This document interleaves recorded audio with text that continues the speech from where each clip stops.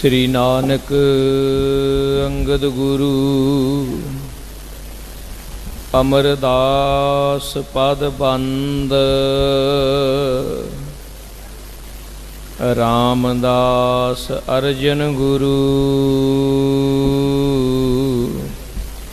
बर श्री हर गोबिंद हर राय हर कृष्ण गुर तेग बहादुर चंद दसवें गोबिंद सिंह गुरु नमो चरण अरविंद जिसमें है अमृत ज्ञान है माणिक भगत वैराग श्री गुरु ग्रंथ साहिब उदद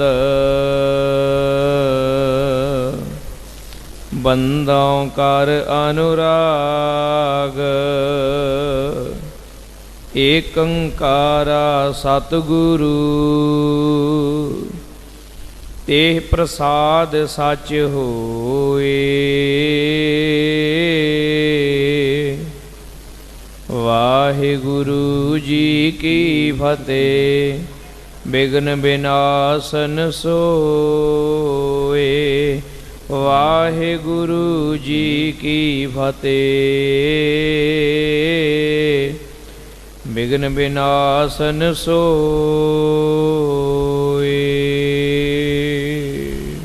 सतनाम श्री वाहिगुरु साहिब जी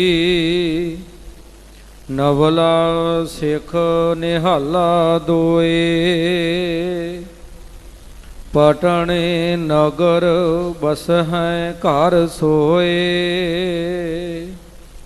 सच बोल है सच कार कमावै साचे की संगत नित भावै नवला सिख निहाला दोए। वाहिगुरु जी का खालसा वाहिगुरु जी की फतेह। जुगो जुग अटल दसां पातशाहियां दे आत्म स्वरूप ज्ञान दे मुजस्समे लोक परलोक सब थाई निमाणे जीव दे सहाई होण वाले पूरे समर्थ सतगुरु धन धन शब्द गुरु श्री गुरु ग्रंथ साहिब सच्चे पातशाह जी दे पवित्र चरना कमलां विखे सोभनीक परम सन्मानयोग गुरु सवारे खालसा साध संगत जीओ सतगुरां दी महान बख्शिश दे नाल अत्यंत वड्डे भागां वाले गुरमुखां नूं सत संगत दा महान लाहा प्राप्त हो रहा है। खास करके पवित्र धरती शहीदां सिंघां दे पवित्र अस्थान गुरुद्वारा शहीदगंज साहिब अमर शहीद धन धन बाबा दीप सिंह साहब जी दे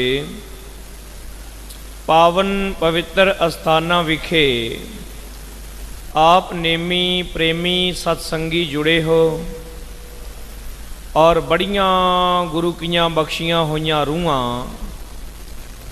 जो दूर नेड़े अपने घरां विच कारोबारां विखे देसां प्रदेसां दे विच भी इंटरनैट टैलीविजन इत्यादि दे साधनां दे राही बड़े प्रेम दे नाल सतगुरां दी बाणी अमृत कीर्तन और गुरु का उपदेश गुरु की सिक्ख्या नूं श्रवण करदे हो।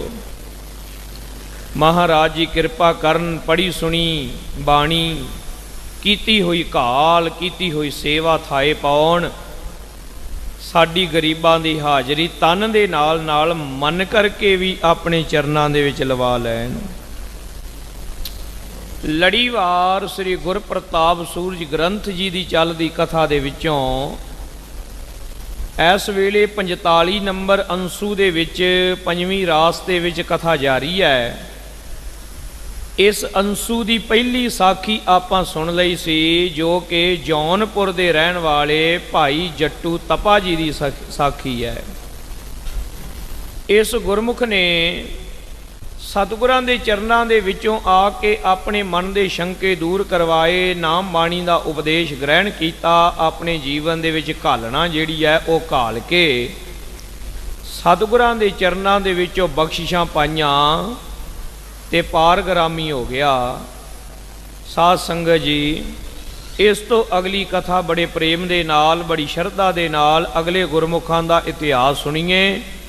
ਸਰਬੱਤ ਗੁਰੂ ਕੇ ਪਿਆਰੇ, ਲਵਾਓ ਹਾਜ਼ਰੀਆਂ, ਕਰੋ ਰਸਨਾ ਨੂੰ ਪਵਿੱਤਰ, ਆਖੋ ਜੀ ਸਤਨਾਮ ਸ੍ਰੀ ਵਾਹਿਗੁਰੂ ਜੀ। ਨਵਲਾ ਸਿੱਖ ਨਿਹਾਲਾ ਦੋਏ। ਭਾਈ ਨਵਲਾ ਤੇ ਭਾਈ ਨਿਹਾਲਾ ਇੱਕ ਪਿੱਛੇ ਆਏ ਨੇ। ਭਾਈ ਨਿਵਲਾ ਜੀ, ਭਾਈ ਨਿਹਾਲੂ ਜੀ, ਇਹ ਉਹ ਨਹੀਂ, ਇਹ ਅੱਡ ਹੈ। ਉਹ ਪੰਜਾਬ ਦੇ ਸਨ, ਇਹ ਬਿਹਾਰ ਦੇ ਰਹਿਣ ਵਾਲੇ ਨੇ। ਇਹ ਦੋਵੇਂ ਗੁਰੂ ਕੇ ਪਿਆਰ ਵਾਲੇ, ਦੋਵੇਂ ਗੁਰਸਿੱਖ। ਪਟਨੇ ਨਗਰ ਬਸ ਹੈ ਘਰ ਸੋਏ। ਪਟਨੇ ਨਗਰ ਦੇ ਵਿੱਚ ਰਹਿਣ ਵਾਲੇ ਹਨ ਸਾਧ ਸੰਗਤ ਜੀ। ਸੱਚ ਬੋਲ ਹੈ ਸੱਚ ਕਾਰ ਕਮਾਵੈ। ਇਹਨਾਂ ਦੀ ਕਿਰਤ ਵੀ ਸੱਚੀ ਤੇ ਸੁੱਚੀ ਹੈ ਤੇ ਸਦਾ ਬੋਲਦੇ ਵੀ ਸੱਚ ਨੇ। ਇਹਨਾਂ ਨੇ ਜੀਵਨ ਦਾ ਨੇਮ ਬਣਾ ਲਿਆ ਸੱਤ। ਕਿਰਤਕਾਰ ਵਿਹਾਰ ਵਿੱਚ ਵੀ ਸੱਤ ਦੇ ਅਨੁਸਾਰ ਤੇ ਬੋਲ ਚਾਲ ਦੇ ਵਿੱਚ ਵੀ ਸੱਤ ਦੇ ਅਨੁਸਾਰ, ਮਨ ਕਰਕੇ, ਬਚਨਾਂ ਕਰਕੇ, ਕਰਮਾਂ ਕਰਕੇ ਇਹਨਾਂ ਨੇ ਆਪਣੇ ਜੀਵਨ ਵਿੱਚ ਸੱਤ ਨੂੰ ਗ੍ਰਹਿਣ ਕੀਤਾ ਹੋਇਆ। ਸਾਚੇ ਕੀ ਸੰਗਤ ਨਿਤ ਭਾਵੈ। ਇਹਨਾਂ ਨੂੰ ਸੰਗਤ ਵੀ ਸਾਧ ਸੰਗਤ ਜੀ ਸੱਚਿਆਂ ਸੁੱਚਿਆਂ ਦੀ ਚੰਗੀ ਲੱਗਦੀ ਹੈ। ਕੂੜੇ ਮਨੁੱਖ ਦੀ ਸੰਗਤ ਨਹੀਂ ਕਦੇ ਭੁੱਲ ਕੇ ਵੀ ਕਰਦੇ। ਜੇ ਸਿੱਖ ਭਜਨ ਕਰਤ ਧਾਰ ਪ੍ਰੇਮ। ਜਿਹੜੇ ਗੁਰੂ ਕੇ ਪਿਆਰੇ ਭਜਨ ਕਰਦੇ ਨੇ, ਸਿਮਰਨ ਕਰਦੇ ਨੇ, ਪ੍ਰੇਮਾ ਭਾਵਨੀ ਧਾਰ ਕੇ, ਤਿਨ ਕੋ ਸੇਵਤ ਨਿਤ ਹਿਤ ਛੇਮ। ਉਹਨਾਂ ਦੀ ਤੇ ਸੇਵਾ ਕਰਦੇ ਨੇ ਬੜੇ ਪ੍ਰੇਮ ਦੇ ਨਾਲ, ਬੜੀ ਚੜ੍ਹਦੀ ਕਲਾ ਦੇ ਨਾਲ, ਸ਼ਰਧਾ ਧਾਰ ਕੇ। ਸ਼੍ਰੀ ਗੁਰ ਕੇ ਦਰਸ਼ਨ ਕੋ ਆਏ। ਐਸਾ ਜੀਵਨ ਜੀਣ ਵਾਲੇ, ਸਿਮਰਨ ਕਰਨ ਵਾਲੇ, ਸੇਵਾ ਕਰਨ ਵਾਲੇ, ਸੱਤ ਨੂੰ ਆਪਣਾ ਜੀਵਨ ਸਮਰਪਿਤ ਕਰਨ ਵਾਲੇ, ਇਹ ਸਤਿਗੁਰੂ ਹਰਗੋਬਿੰਦ ਸਾਹਿਬ ਸੱਚੇ ਪਾਤਸ਼ਾਹ ਜੀ ਦੇ ਦਰਸ਼ਨ ਕਰਨ ਬਿਹਾਰ ਤੋਂ, ਪਟਨੇ ਤੋਂ ਚੱਲ ਕੇ ਅੰਮ੍ਰਿਤਸਰ ਸਾਹਿਬ ਜੀ ਦੀ ਧਰਤੀ ਤੇ ਆਏ ਹਨ। ਜਥਾ ਸ਼ਕਤ ਧਰ ਸੀਸ ਨਿਵਾਏ। ਇਹਨਾਂ ਦੇ ਕੋਲ ਜੋ ਜਥਾ ਸ਼ਕਤ ਭੇਟਾ ਸੀ, ਹੈਸੀਅਤ ਮੁਤਾਬਿਕ, ਉਹ ਸਾਹਮਣੇ ਰੱਖ ਕਰਕੇ ਮੱਥਾ ਟੇਕਿਆ। ਕਿਤਕ ਦਿਵਸ ਬਸ ਕਰ ਗੁਰ ਪਾਸ। ਕੁਝ ਕੁ ਦਿਨ ਸਤਿਗੁਰਾਂ ਦੀ ਹਜ਼ੂਰੀ ਵਿੱਚ ਰਹਿ ਕੇ ਉਪਦੇਸ਼ ਸੁਣਿਆ, ਸੇਵਾ ਕੀਤੀ। ਜੀਵਨ ਦੀ ਯਾਤਰਾ ਸਫਲੀ ਕਰਨ ਵਾਸਤੇ ਗੁਰੂ ਚਰਨਾਂ ਦੇ ਵਿੱਚ ਅਰਦਾਸਾਂ ਕੀਤੀਆਂ ਤੇ ਸਤਿਗੁਰੂ ਮਹਾਰਾਜ ਜੀ ਦੇ ਪਵਿੱਤਰ ਦਰਸ਼ਨਾਂ ਦੁਆਰਾ ਆਪਣੇ ਤਨ ਮਨ ਨੂੰ ਨਿਹਾਲ ਕੀਤਾ। ਹੋਏ ਥਿਤ ਕਰਤ ਭਏ ਅਰਦਾਸ। ਇੱਕ ਦਿਨ ਸਤਿਗੁਰਾਂ ਦੇ ਕੋਲ ਹੋ ਕੇ ਇਹਨਾਂ ਨੇ ਬੇਨਤੀ ਕੀਤੀ, ਗੁਰੂ ਗਰੀਬ ਨਿਵਾਜ ਮੁਕੰਦ। ਇਹ ਮੁਕਤੀ ਦੇ ਦਾਤੇ, ਗਰੀਬਾਂ ਨੂੰ ਨਿਵਾਜਣ ਵਾਲੇ ਸਤਿਗੁਰੂ, ਦੇਹੋ ਐਸੋ ਉਪਦੇਸ਼ ਬਿਲੰਦ। ਤੇ ਐਸਾ ਪਵਿੱਤਰ ਉਪਦੇਸ਼ ਸਾਨੂੰ ਕਿਰਪਾ ਕਰਕੇ ਦੇਣਾ ਕਰੋ, ਜਿਸ ਕੇ ਕਰੇ ਸਰਬ ਕੁਛ ਹੋਈ। ਜਿਸ ਉਪਦੇਸ਼ ਨੂੰ ਕਮਾ ਲੈਣ ਦੇ ਨਾਲ ਸਾਰਾ ਕੁਝ ਆਪਣੇ ਆਪ ਹੀ ਹੋ ਜਾਵੇ। ਇਹ ਆਪਾਂ ਵੀ ਭਾਲਦੇ ਹਾਂ, ਕੋਈ ਐਸਾ ਉਪਦੇਸ਼ ਦੇ ਦਿਓ ਕਿ ਇੱਕ ਕੰਮ ਕਰ ਲਈਏ ਤੇ ਮੁੜ ਕੇ ਹੋਰ ਕੁਛ ਕਰਨਾ ਪਵੇ ਹੀ ਨਾ। ਬਹੁਰੋ ਕਰਤਬ ਰਹਿ ਨਾ ਕੋਈ। ਮੁੜ ਕੇ ਕੋਈ ਕਰਤਬ ਕਰਨ ਯੋਗ ਕੰਮ ਰਹਿ ਹੀ ਨਾ ਜਾਵੇ ਜੀਵਨ ਦੇ ਵਿੱਚ। ਸ਼੍ਰੀ ਗੁਰ ਹਰ ਗੋਬਿੰਦ ਅਭਿਰਾਮੋ। ਸਤਿਗੁਰੂ ਛੇਵੇਂ ਪਾਤਸ਼ਾਹ ਧੰਨ ਸ਼੍ਰੀ ਗੁਰੂ ਹਰਗੋਬਿੰਦ ਸਾਹਿਬ ਸੱਚੇ ਪਾਤਸ਼ਾਹ ਜੀ, ਗਰੀਬ ਨਿਵਾਜ ਜੀ, ਇਹਨਾਂ ਦੀ ਦਸ਼ਾ ਵੇਖ ਕੇ, ਇਹਨਾਂ ਦੀਆਂ ਬੇਨਤੀਆਂ ਸੁਣ ਕੇ ਪਸੀਜੇ। ਕਹਿਓ ਉਪਾਸਹੁ ਨਿਤ ਸਤਨਾਮੁ। ਭਾਈ ਐਸਾ ਕਰਮ ਤਾਂ ਫੇਰ ਨਾਮ ਦੇ ਵਿੱਚ ਮਿਲ ਜਾਣਾ, ਨਾਮ ਦੇ ਵਿੱਚ ਇਕਮਿਕ ਹੋ ਜਾਣਾ ਹੀ ਹੈ। ਉਹ ਕਿਹੜਾ ਕਰਮ ਹੈ ਜਿਹਨੂੰ ਕਰਨ ਦੇ ਨਾਲ ਹੋਰ ਬਾਕੀ ਕੋਈ ਕਰਮ ਕਰਨ ਦੀ ਲੋੜ ਨਹੀਂ ਰਹਿੰਦੀ। ਤਾਂ ਮਹਾਰਾਜ ਜੀ ਨੇ ਆਖਿਆ, ਬਹੁ ਸ਼ਾਸਤਰ ਬਹੁ ਸਿਮਰਤੀ, ਪੇਖੇ ਸਰਬ ਟੰਡਹੋਲ, ਪੂਜਸ ਨਾਹੀ ਹਰ ਹਰੇ, ਨਾਨਕ ਨਾਮ ਅਮੋਲ। ਉਹ ਇੱਕੋ ਕੰਮ ਹੈ ਨਾਮ। ਨਾਮ ਦੇ ਵਿੱਚ ਇਕਮਿਕ ਹੋ ਜਾਣਾ। ਜਿਨ੍ਹਾਂ ਨਾਮ ਨੂੰ ਆਪਣੇ ਜੀਵਨ ਦਾ ਆਧਾਰ ਬਣਾ ਲਿਆ, ਨਾਮ ਹਿਰਦੇ ਵਿੱਚ ਵਸ ਗਿਆ, ਸਾਧ ਸੰਗਤ ਜੀ ਉਹਦੇ ਸਾਰੇ ਕਰਮ ਹੀ ਸਫਲੇ ਹੋ ਗਏ। ਉਹਦੇ ਸਾਰੇ ਕਰਮ ਧਰਮ, ਉਹਦੀ ਦੁਨੀਆਦਾਰੀ, ਉਹਦਾ ਅੱਗਾ ਪਿੱਛਾ ਸਭ ਸਵਰ ਗਿਆ। ਭਨਿਓ ਨਿਹਾਲੇ ਸੁਣ ਤੇ ਸਕਾਲ। ਇਹ ਬਚਨ ਸਤਿਗੁਰਾਂ ਦਾ ਸੁਣ ਕੇ ਭਾਈ ਨਿਹਾਲਾ ਜੀ ਕਹਿਣ ਲੱਗੇ, ਕਿਤਕ ਸੁਮਤ ਜੁਤ ਕਹੈ ਇਸ ਢਾਲ। ਇਹ ਸੱਚੇ ਪਾਤਸ਼ਾਹ, ਜਿੰਨੀ ਕੁ ਆਪ ਜੀ ਦੀ ਕਿਰਪਾ ਦੇ ਨਾਲ ਸਾਡੇ ਕੋਲ ਸਮਤ ਹੈ, ਜਿੰਨੀ ਕੁ ਆਪ ਜੀ ਦੀ ਦਿੱਤੀ ਹੋਈ ਅਕਲ ਹੈ, ਕਿਤਕ ਸਮਤ ਜੁਤ ਕਹਿ ਇਸ ਢਾਲ। ਇਸ ਪ੍ਰਕਾਰ ਦੇ ਨਾਲ ਆਪ ਜੀ ਦੇ ਚਰਨਾਂ 'ਚ ਬੇਨਤੀ ਕਰਦੇ ਹਾਂ। ਜਬ ਲਉ ਦਵੈਤ ਹੋਤ ਜਨ ਹਿਰਦੇ। ਇਹ ਅਸੀਂ ਸੁਣਿਆ ਹੈ ਤੁਹਾਡੇ ਕੋਲੋਂ ਕਿ ਜਿੰਨਾ ਚਿਰ ਮਨ ਦੇ ਵਿੱਚ ਦਵੈਤ ਬਣੀ ਰਵੇ, ਦੁਬਿਧਾ ਬਣੀ ਰਵੇ। ਉਹ ਦੁਬਿਧਾ ਕੀ ਹੈ ਭਲਾ? ਸਭ ਤੋਂ ਵੱਡੀ ਦੁਬਿਧਾ ਪਤਾ ਕੀ ਹੈ ਸਾਡਿਆਂ ਮਨਾਂ ਦੇ ਵਿੱਚ? ਵੀ ਪਤਾ ਨਹੀਂ ਅੱਗੇ ਹੈਗਾ ਵੀ ਹੈ ਕੁਛ ਕਿ ਨਹੀਂ ਹੈਗਾ। ਇਹ ਸਭ ਤੋਂ ਵੱਡੀ ਦੁਬਿਧਾ ਹੈ। ਨਾਲੇ ਤਾਂ ਬੰਦਾ ਬਾਣੀ ਪੜ੍ਹੀ ਜਾਂਦਾ ਹੈ ਤੇ ਨਾਲੇ ਮਨ ਵਿੱਚ ਆਈ ਜਾਂਦਾ ਵੀ ਪਤਾ ਨਹੀਂ ਲੇਖਾ ਹੋਣਾ ਵੀ ਹੈ ਕਿ ਨਹੀਂ। ਨਾਲੇ ਪੜ੍ਹਦਾ ਹੈ, ਜਿਨੀ ਨਾਮ ਤੇ ਆਇਆ ਗਏ ਮਸਕਤ ਘਾਲ, ਨਾਨਕ ਤੇ ਮੁਖ ਉਜਲੇ ਕੀਤੀ ਛੁੱਟੀ ਨਾਲ। ਨਾਲੇ ਤੇ ਪੜ੍ਹਦਾ ਕਰਮੀ ਆਪੋ ਆਪਣੀ ਕੇ ਨੇੜੇ ਕੇ ਦੂਰ। ਨਾਲੇ ਸੋਚਦਾ ਪਤਾ ਨਹੀਂ ਲੇਖਾ ਹੋਣਾ ਕਿ ਨਹੀਂ ਹੋਣਾ। ਨਾਲੇ ਤੇ ਸੁਣ ਲੈਂਦਾ ਲੇਖਾ ਰੱਬ ਮੰਗੇਸੀਆ, ਬੈਠਾ ਕੱਢ ਵਹੀ। ਫਿਰ ਕਹਿੰਦਾ ਜੇ ਬਾਬਾ ਜੀ ਕਹਿੰਦੇ ਨੇ ਫਿਰ ਹੋਣਾ ਹੀ ਹੋਊਗਾ। ਉਹਦਾ ਮੇਰਾ ਮਨ ਤਾਂ ਨਹੀਂ ਮੰਨਦਾ, ਪਰ ਚਲੋ ਕਿਉਂਕਿ ਬਾਬਾ ਜੀ ਕਹਿੰਦੇ ਨੇ ਇਸ ਲਈ ਮੰਨ ਲੈਨੇ ਆ ਵੀ ਹੋਣਾ ਹੀ ਹੋਵੇਗਾ। ਫਿਰ ਕੋਈ ਮਨਮੁਖ ਜਿਹਾ ਆ ਜਾਂਦਾ, ਉਹ ਆਂਦਾ ਯਾਰ ਕਿਹੜੇ ਲੇਖੇ? ਉਹ ਤੇ ਬਾਬਾ ਜੀ ਨੇ ਇਸ ਲਈ ਡਰਾਇਆ ਹੈ ਵੀ ਇਹ ਮਾੜੇ ਕੰਮ ਕਰਨ ਨੂੰ ਹਟ ਜਾਣ। ਇਹਦਾ ਮਤਲਬ ਬਾਬਾ ਜੀ ਨੇ ਝੂਠ ਬੋਲਿਆ। ਉੱਦਾਂ ਹੀ ਜਿੱਦਾਂ ਨਿੱਕਾ ਜਿਹਾ ਬੱਚਾ ਪੁੱਛਦਾ ਹੈ ਵੀ ਇਹ ਬੱਦਲ ਕਿਵੇਂ ਗੱਜਦੇ ਨੇ, ਉਹ ਕਹਿ ਦਿੱਤਾ ਉਹ ਪੁੱਤ ਉੱਤੇ ਬੁੱਢੀ ਮਾਈ ਚੱਕੀ ਪੀਂਦੀ ਹੈ ਤਾਂ ਬੱਦਲ ਗੱਜਦੇ ਨੇ। ਇੱਦਾਂ ਹੀ ਹੈ ਕਿ ਜਿਵੇਂ ਨਿੱਕੇ ਜਿਹੇ ਨਿਆਣੇ ਨੇ ਪੁੱਛਿਆ ਪਾਪਾ ਜੀ ਮੀਂਹ ਕਿਵੇਂ ਪੈਂਦਾ, ਉਹਦਾ ਉੱਤੇ ਬੁੱਢੀ ਮਾਈ ਉਹਨੇ ਬਾਲਟੀ ਰੋੜ ਦਿੱਤੀ ਆ, ਉਹ ਮੀਂਹ ਪੈ ਗਿਆ। ਬਾਬਾ ਜੀ ਨੇ ਇੱਦਾਂ ਝੂਠ ਬੋਲਿਆ ਸਾਨੂੰ? ਨਹੀਂ, ਇੱਦਾਂ ਨਹੀਂ ਹੈ। ਜੋ ਕੁਝ ਧੰਨ ਸਤਿਗੁਰੂ ਨਾਨਕ ਦੇਵ ਮਹਾਰਾਜ ਜੀ ਕਹਿ ਗਏ ਨੇ, ਉਹ ਸਾਨੂੰ ਡਰਾਉਣ ਲਈ ਨਹੀਂ ਕਹਿ ਕੇ ਗਏ, ਉਹ ਸਾਨੂੰ ਵਰਚਾਉਣ ਲਈ ਨਹੀਂ ਕਹਿ ਕੇ ਗਏ। ਸਾਧ ਸੰਗਤ ਜੀ, ਉਹ ਜੋ ਕੁਝ ਕਹਿ ਕੇ ਗਏ ਨੇ ਸੱਤ ਸੱਤ ਸੱਤ ਕਹਿ ਕੇ ਗਏ ਨੇ, ਉਹਦੇ ਵਿੱਚ ਕੋਈ ਸ਼ੰਕਾ ਨਹੀਂ। ਇਹ ਉਹ ਕਾਜੀ ਵਾਲੀ ਗੱਲ ਨਹੀਂ ਸਮਝਣੀ। ਜਿਵੇਂ ਕਾਜੀ ਨੇ ਲਾਲਚ ਦਿੱਤਾ ਇੱਥੇ ਸ਼ਰਾਬ ਨਾ ਪੀਓ, ਅੱਗੇ ਅੰਗੂਰਾਂ ਵਾਲੀ ਮਿਲੇਗੀ। ਇੱਥੇ ਕਿਸੇ ਇਸਤਰੀ ਵੱਲ ਬਗਾਨੀ ਵੱਲ ਨਾ ਵੇਖਿਓ, ਅੱਗੇ 72 ਹੂਰਾਂ ਮਿਲਣਗੀਆਂ।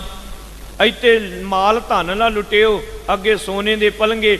ਅੱਲਾਮਾ ਇਕਬਾਲ ਕਹਿੰਦਾ ਬਾਹਿਸ਼ਤ ਹੂਰੋ ਗਲਮਾਏ ਇਵਜ਼ ਤਾਇਦ ਮੈਂ ਨਾ ਮਾਨੂੰਗਾ, इन्हीं बातों से ऐ जाहिद ज़ईफ़ ईमान होता है।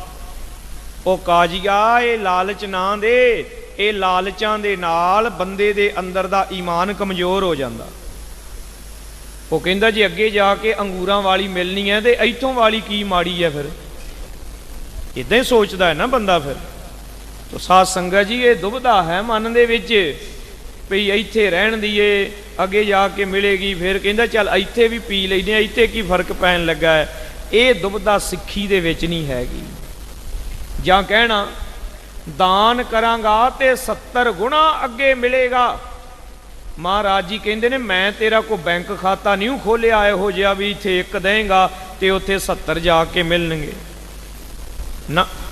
ਸਿੱਖੀ ਵਿੱਚ ਇਹ ਨਹੀਂ ਹੈ।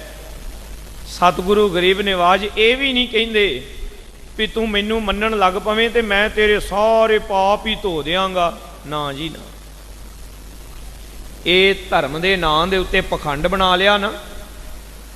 ਇੱਕ ਬੰਨੇ ਕਹਿ ਦਿੱਤਾ ਕਿ ਜਿੰਨੇ ਪਾਪ ਨੇ ਤੀਰਥ ਇਸ਼ਨਾਨ ਕਰਿਆ ਧੁੱਪ ਜਾਂਦੇ ਨੇ, ਉਹਦਾ ਉਲਟ ਮਤਲਬ ਕੱਢਿਆ ਕੱਢਣ ਵਾਲਿਆਂ ਨੇ।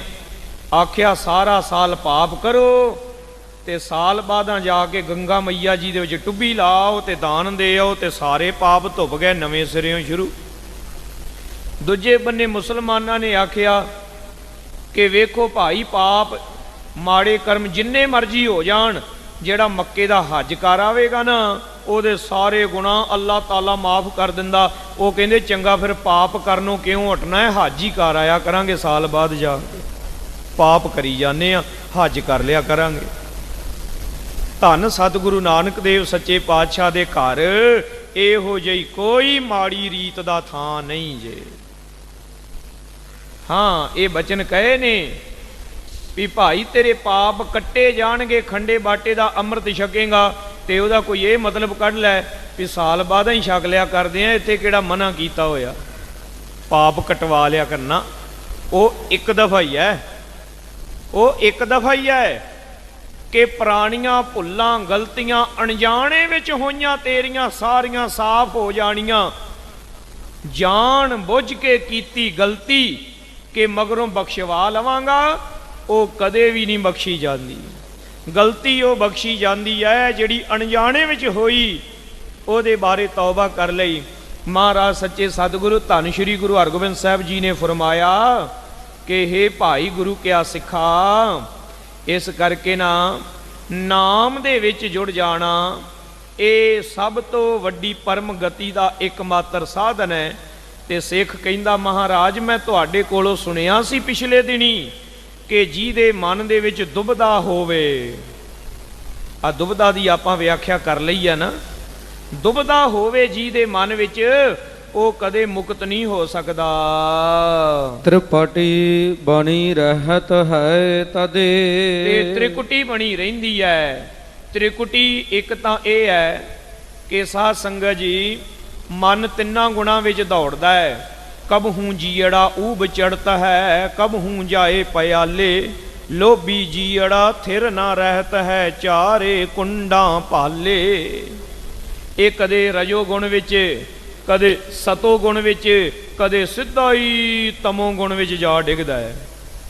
ਇਹ ਕਦੇ ਜਾਗਰਤ ਵਿੱਚ, ਕਦੇ ਸੁਪਨ ਵਿੱਚ, ਕਦੇ ਸਖੋਪਤ ਦੇ ਵਿੱਚ ਹੁੰਦਾ। ਤ੍ਰਿਕੁਟੀ ਬਣੀ ਰਹਿੰਦੀ। ਦੋਹਰਾ ਏਕ ਉਪਾਸ ਉਪਾਸਨਾ, ਤ੍ਰਿਤੀ ਉਪਾਸਕ ਸੇ। ਇੱਕ ਉਪਾਸਕ ਹੈ, ਇੱਕ ਉਪਾਸਨਾ ਹੈ, ਤੇ ਤੀਸਰਾ ਸਾਧ ਸੰਗਤ ਜੀ ਉਪਾਸਿਆ, ਜਿਸ ਦੀ ਉਪਾਸਨਾ ਕੀਤੀ ਜਾਣੀ।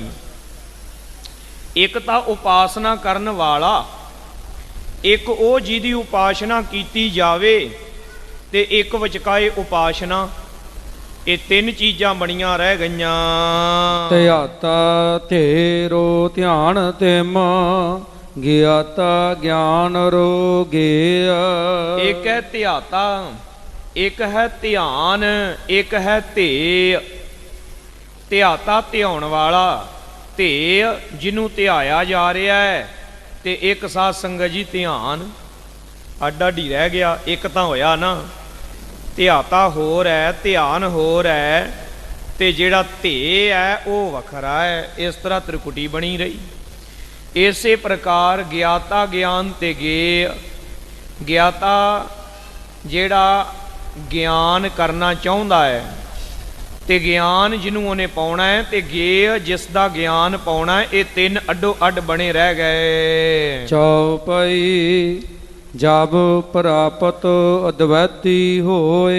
ਇਹ ਸੱਚੇ ਪਾਤਸ਼ਾਹ ਜਦੋਂ ਅਦਵੈਤੀ ਹੋ ਗਏ, ਜਦੋਂ ਅਦਵੈਤ ਭਾਵ ਕਿ ਦੁਬਦਾ ਦੂਰ ਹੋ ਗਈ, ਜਦੋਂ ਤਹ ਤਿੰਨੋਂ ਕੋ ਬਨਨ ਨਾ ਜੋਏ। ਉਹਤੇ ਜਾ ਕੇ ਇਹ ਤਿੰਨੇ ਇੱਕ ਹੋ ਜਾਂਦੇ ਨੇ, ਤਿੰਨੇ ਅੱਡ ਅੱਡ ਨਹੀਂ ਰਹਿੰਦੇ। ਪਾਰ ਬ੍ਰਹਮ ਕੋ ਬਨਹਿ ਸਰੂਪ। ਪਾਰ ਬ੍ਰਹਮ ਪਰਮੇਸ਼ਰ ਵਾਹਿਗੁਰੂ ਦਾ ਸਰੂਪ ਹੋ ਜਾਈਦਾ ਉਸੇ ਵੇਲੇ। ਜਿਮ ਸਾਗਰ ਹੋਏ ਬੂੰਦ ਅਨੂਪ।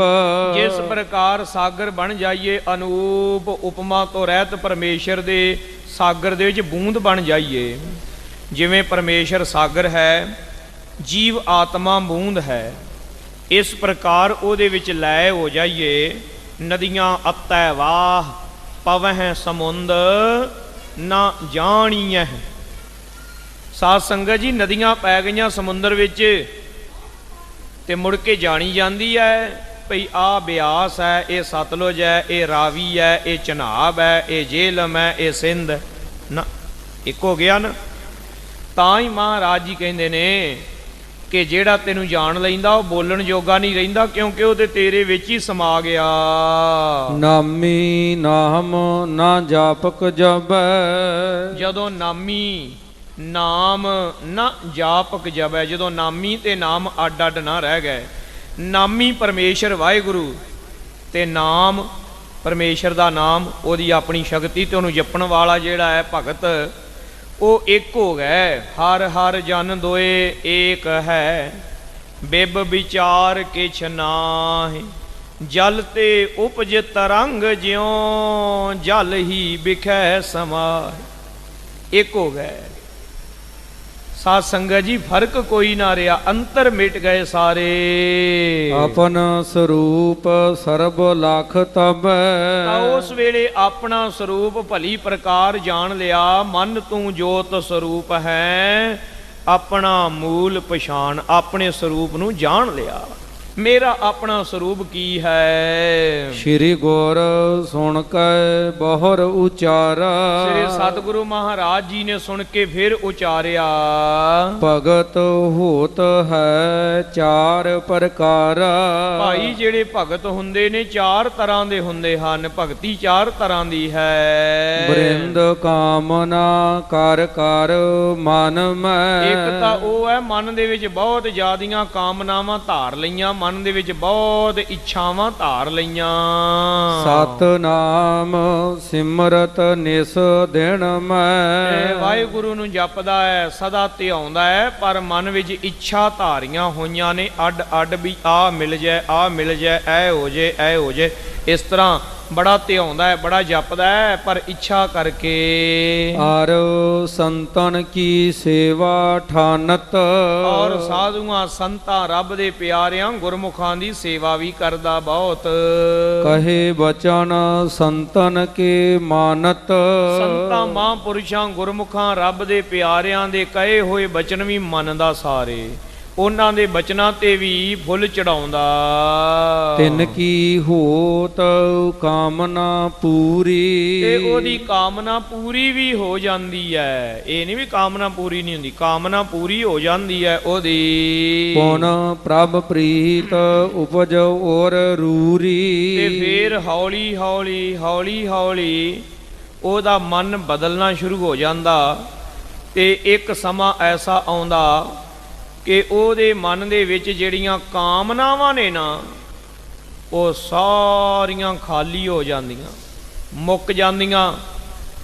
ਤੇ ਉਹਦੇ ਮਨ ਦੇ ਵਿੱਚ ਨਿਸ਼ਕਾਮ ਭਗਤੀ ਉਪਜਣ ਲੱਗ ਪੈਂਦੀ। ਦੁਤੀਏ ਆਰਤ ਭਗਤ ਬਨੰਤੇ। ਤੇ ਦੂਸਰੀ ਪ੍ਰਕਾਰ ਦੇ ਆਰਤ ਭਗਤ ਸਮਝ ਲਓ ਜੀ।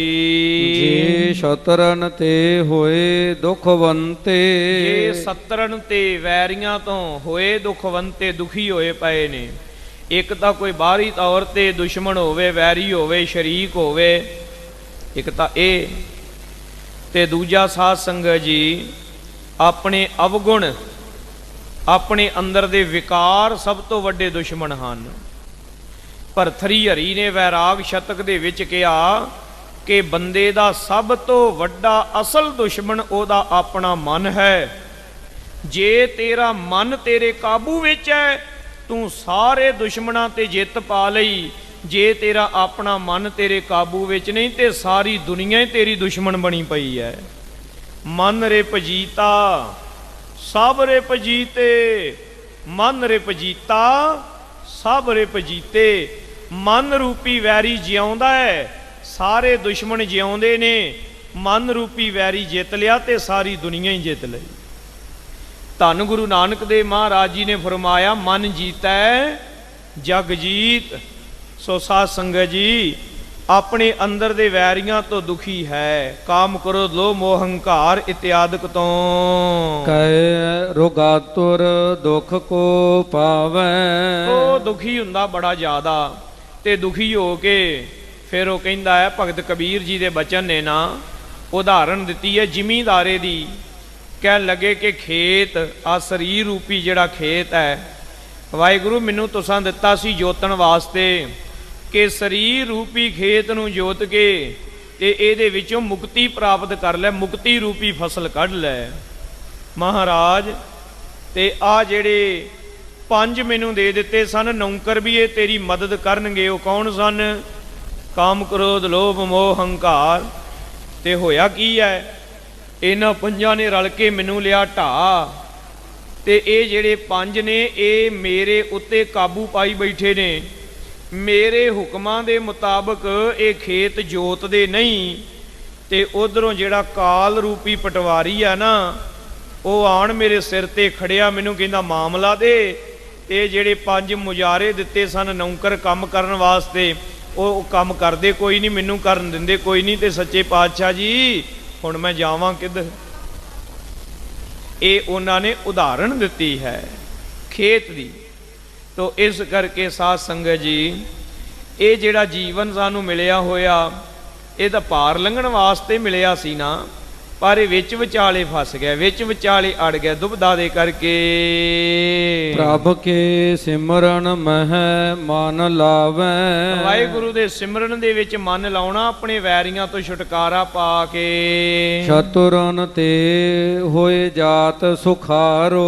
ਇਸ ਤਰ੍ਹਾਂ ਪਰਮੇਸ਼ਰ ਦੇ ਕੋਲ ਅਰਦਾਸ ਕਰਨੀ ਜੀ, ਇਹਨਾਂ ਵੈਰੀਆਂ ਤੋਂ ਮੇਰਾ ਖਹਿੜਾ ਛਡਾ ਦਿਓ, ਮੈਨੂੰ ਇਹਨਾਂ ਵਿਕਾਰਾਂ ਦੇ ਕੋਲੋਂ ਬਚਾ ਲਓ। ਇਹ ਅਰਦਾਸ ਕਰਨੀ ਹੈ, ਬੇਨਤੀ ਕਰਨੀ। ਵਾਹਿਗੁਰੂ ਜਦੋਂ ਛਡਾ ਲਏਗਾ, ਇਸ ਤਰ੍ਹਾਂ ਸਾਡਾ ਜੀਵਨ ਆਸਾਨ ਹੋ ਜਾਵੇ, ਖੁਸ਼ੀਆਂ ਵਾਲਾ ਹੋ ਜਾਵੇਗਾ। ਰੋਗ ਨਸ਼ਟ ਤੇ ਹੋਏ ਬਲ ਭਾਰੋ। ਰੋਗਾਂ ਤੋਂ ਰੋਗ ਨਸ਼ਟ ਹੋ ਜਾਣਗੇ, ਬੜਾ ਭਾਰੀ ਫਲ ਪ੍ਰਾਪਤ ਹੋਵੇਗਾ। ਰੋਗ ਦੁਨਿਆਵੀ ਰੋਗ ਵੀ, ਅੰਦਰਲੇ ਰੋਗ ਵੀ। ਸਾਧ ਸੰਗਤ ਜੀ, ਦੁਨਿਆਵੀ ਰੋਗ ਤਾਂ ਛੋਟੇ ਹੁੰਦੇ ਨੇ, ਅਸਲ ਰੋਗ ਤਾਂ ਮਨ ਦਾ ਰੋਗ ਹੁੰਦਾ। ਜਿਹੜੇ ਮਨੋਵਿਗਿਆਨੀ ਨੇ ਨਾ, ਉਹ ਕਹਿੰਦੇ ਨੇ ਜੇ ਬੰਦਾ ਆਪਣੇ ਮਨ ਤੇ ਕੰਟਰੋਲ ਕਰ ਲਵੇ ਨਾ, ਤੇ ਇਹਨੂੰ ਦਵਾਈਆਂ ਦੀ ਲੋੜ ਹੀ ਨਹੀਂ। ਇਹ ਆਪਣੇ ਆਪ ਨੂੰ ਆਪ ਹੀ ਠੀਕ ਕਰਨ ਦੀ ਸਮਰੱਥਾ ਰੱਖਦਾ। ਜਿਵੇਂ ਇਦਾਂ ਦੇ ਐਕਸਪੈਰੀਮੈਂਟ ਵੀ ਹੋਏ ਨੇ ਕਿ ਕਿਸੇ ਬੰਦਿਆਂ ਨੂੰ ਫਾਂਸੀ ਦੀ ਸਜ਼ਾ ਹੋਈ, ਮੌਤ ਦੀ ਸਜ਼ਾ। ਤੇ ਅਮਰੀਕਾ ਦੇ ਵਿੱਚ ਇਸ ਤਰ੍ਹਾਂ ਫਾਂਸੀ ਦੇਣੀ ਉਹਨਾਂ ਕਦੇ ਦੀ ਬੰਦ ਕੀਤੀ। ਉਹ ਕੀ ਕਰਦੇ ਸਨ, ਜ਼ਹਿਰ ਦੇ ਟੀਕੇ ਲਾ ਕੇ ਜਾਂ ਕਰੰਟ ਲਾ ਕੇ ਇਸ ਤਰ੍ਹਾਂ ਉਹ ਮੌਤ ਦੀ ਸਜ਼ਾ ਦਿੰਦੇ। ਤੋ ਮਨੋਵਿਗਿਆਨੀਆਂ ਨੇ ਇਹ ਆਗਿਆ ਲੈ ਲਈ ਵੀ ਇਹਨਾਂ ਨੂੰ ਮੌਤ ਦੀ ਸਜ਼ਾ ਤੇ ਦਿੱਤੀ ਹੈ, ਅਸੀਂ ਇੱਕ ਤਜਰਬਾ ਇਹਨਾਂ ਤੇ ਕਰਕੇ ਵੇਖਣਾ ਚਾਹੁੰਦੇ ਹਾਂ। ਉਹ ਤਜਰਬਾ ਇਹ ਕੀਤਾ ਕਿ ਉਹਨਾਂ ਨੂੰ ਕਹਿ ਦਿੱਤਾ ਕਿ ਤੁਹਾਨੂੰ ਸੱਪ ਲੜਾ ਕੇ ਮਾਰਿਆ ਜਾਣਾ, ਸੱਪ ਲੜਾਵਾਂਗੇ ਤੁਸੀਂ ਮਰ ਜਾਣਾ ਹੈ। ਬੰਨ੍ਹ ਦਿੱਤਾ ਉਹਨਾਂ ਨੂੰ ਕੁਰਸੀਆਂ ਤੇ, ਅੱਖਾਂ ਦੇ ਪੱਟੀਆਂ ਬੰਨ੍ਹ ਦਿੱਤੀਆਂ, ਤੇ ਇਸ ਪ੍ਰਕਾਰ ਨਕਲੀ ਜਿਹਾ ਉਹਨਾਂ ਨੇ ਇਦਾਂ ਦਾ ਸਿਸਟਮ ਜਿਹਾ ਬਣਾਇਆ। 2 ਸੂਈ ਦੀਆਂ ਪਿੰਨਾਂ ਲਾ ਕੇ ਮਰੀਜ਼ ਨੂੰ ਇਉਂ ਲੱਗੇਗਾ, ਉਹ ਕੈਦੀ ਨੂੰ ਇਉਂ ਲੱਗੇਗਾ ਵੀ ਮੇਰੇ ਸੱਪ ਲੜਿਆ, ਪਰ ਸੱਪ ਨਹੀਂ ਹੋਵੇਗਾ। ਉਹ 2 ਪਿੰਨਾਂ ਹੀ ਚੁਭਾਈਆਂ ਜਾਣਗੀਆਂ, ਨਕਲੀ ਸੱਪ ਬਣਾ ਕੇ ਚੁਭਾ ਦਿੱਤੀਆਂ। ਉਹਨਾਂ ਦੇ ਮਨ ਦੇ ਵਿੱਚ ਪੂਰਾ ਯਕੀਨ ਵੀ ਸਾਨੂੰ ਸੱਪ ਲੜ ਗਿਆ। ਤੇ ਹੈਰਾਨੀ ਦੀ ਗੱਲ ਪਤਾ ਕੀ ਹੋਈ, ਜਦੋਂ ਉਹਨਾਂ ਦਾ ਪੋਸਟਮਾਰਟਮ ਕੀਤਾ ਤੇ ਉਹਨਾਂ ਦੇ ਸਰੀਰ ਦੇ ਵਿੱਚ ਉਹਨਾਂ ਦੀ ਮੌਤ ਦਾ ਕਾਰਨ ਜ਼ਹਿਰ ਨਿਕਲਿਆ। ਉਹ ਜ਼ਹਿਰ ਕਿੱਥੋਂ ਆ ਗਈ? ਸੱਪ ਤੇ ਲੜਿਆ ਹੀ ਨਹੀਂ ਸੀ। ਮਨ ਨੇ ਸਰੀਰ ਦੇ ਅੰਦਰੋਂ ਹੀ ਜ਼ਹਿਰ ਪੈਦਾ ਕਰ ਦਿੱਤੀ। ਇੰਨੀ ਸ਼ਕਤੀ ਹੈ ਮਨ ਦੇ ਵਿੱਚ ਹੀ। ਸਾਧ ਸੰਗਤ ਜੀ, ਜੇ ਮਨ ਇਸ ਪ੍ਰਕਾਰ ਚੜ੍ਹਦੀ ਕਲਾ ਵੱਲ ਆ ਜਾਏ, ਜਿਵੇਂ ਪੁਰਾਤਨ ਸਿੰਘਾਂ ਦੇ ਬੋਲੇ ਨਾ, ਬਿਮਾਰ ਕਿਸੇ ਗੁਰੂ ਕੇ ਸਿੰਘ ਨੂੰ ਪੁੱਛਿਆ ਹੈ ਕਿ ਖਾਲਸਾ ਜੀ ਕੀ ਹਾਲ ਹੈ? ਕਹਿੰਦੇ ਚੜ੍ਹਦੀ ਕਲਾ, ਸਰੀਰ ਨਿਢਾਲ, ਬਿਮਾਰ ਨੇ, ਬੁਖਾਰ ਬਹੁਤ ਚੜਿਆ ਹੈ ਤੇ ਰੁੱਖ ਦੀ ਛਾਵੇਂ ਲੰਮੇ ਪਏ। ਤੇ ਕਹਿੰਦੇ ਕਿਵੇਂ ਪਏ ਹੋ ਫਿਰ? ਉਹ ਕਹਿੰਦੇ ਧਰਮਰਾਜੇ ਦੀ ਧੀ ਮੁੱਠੀ ਚਾਪੀ ਕਰਦੀ ਹੈ।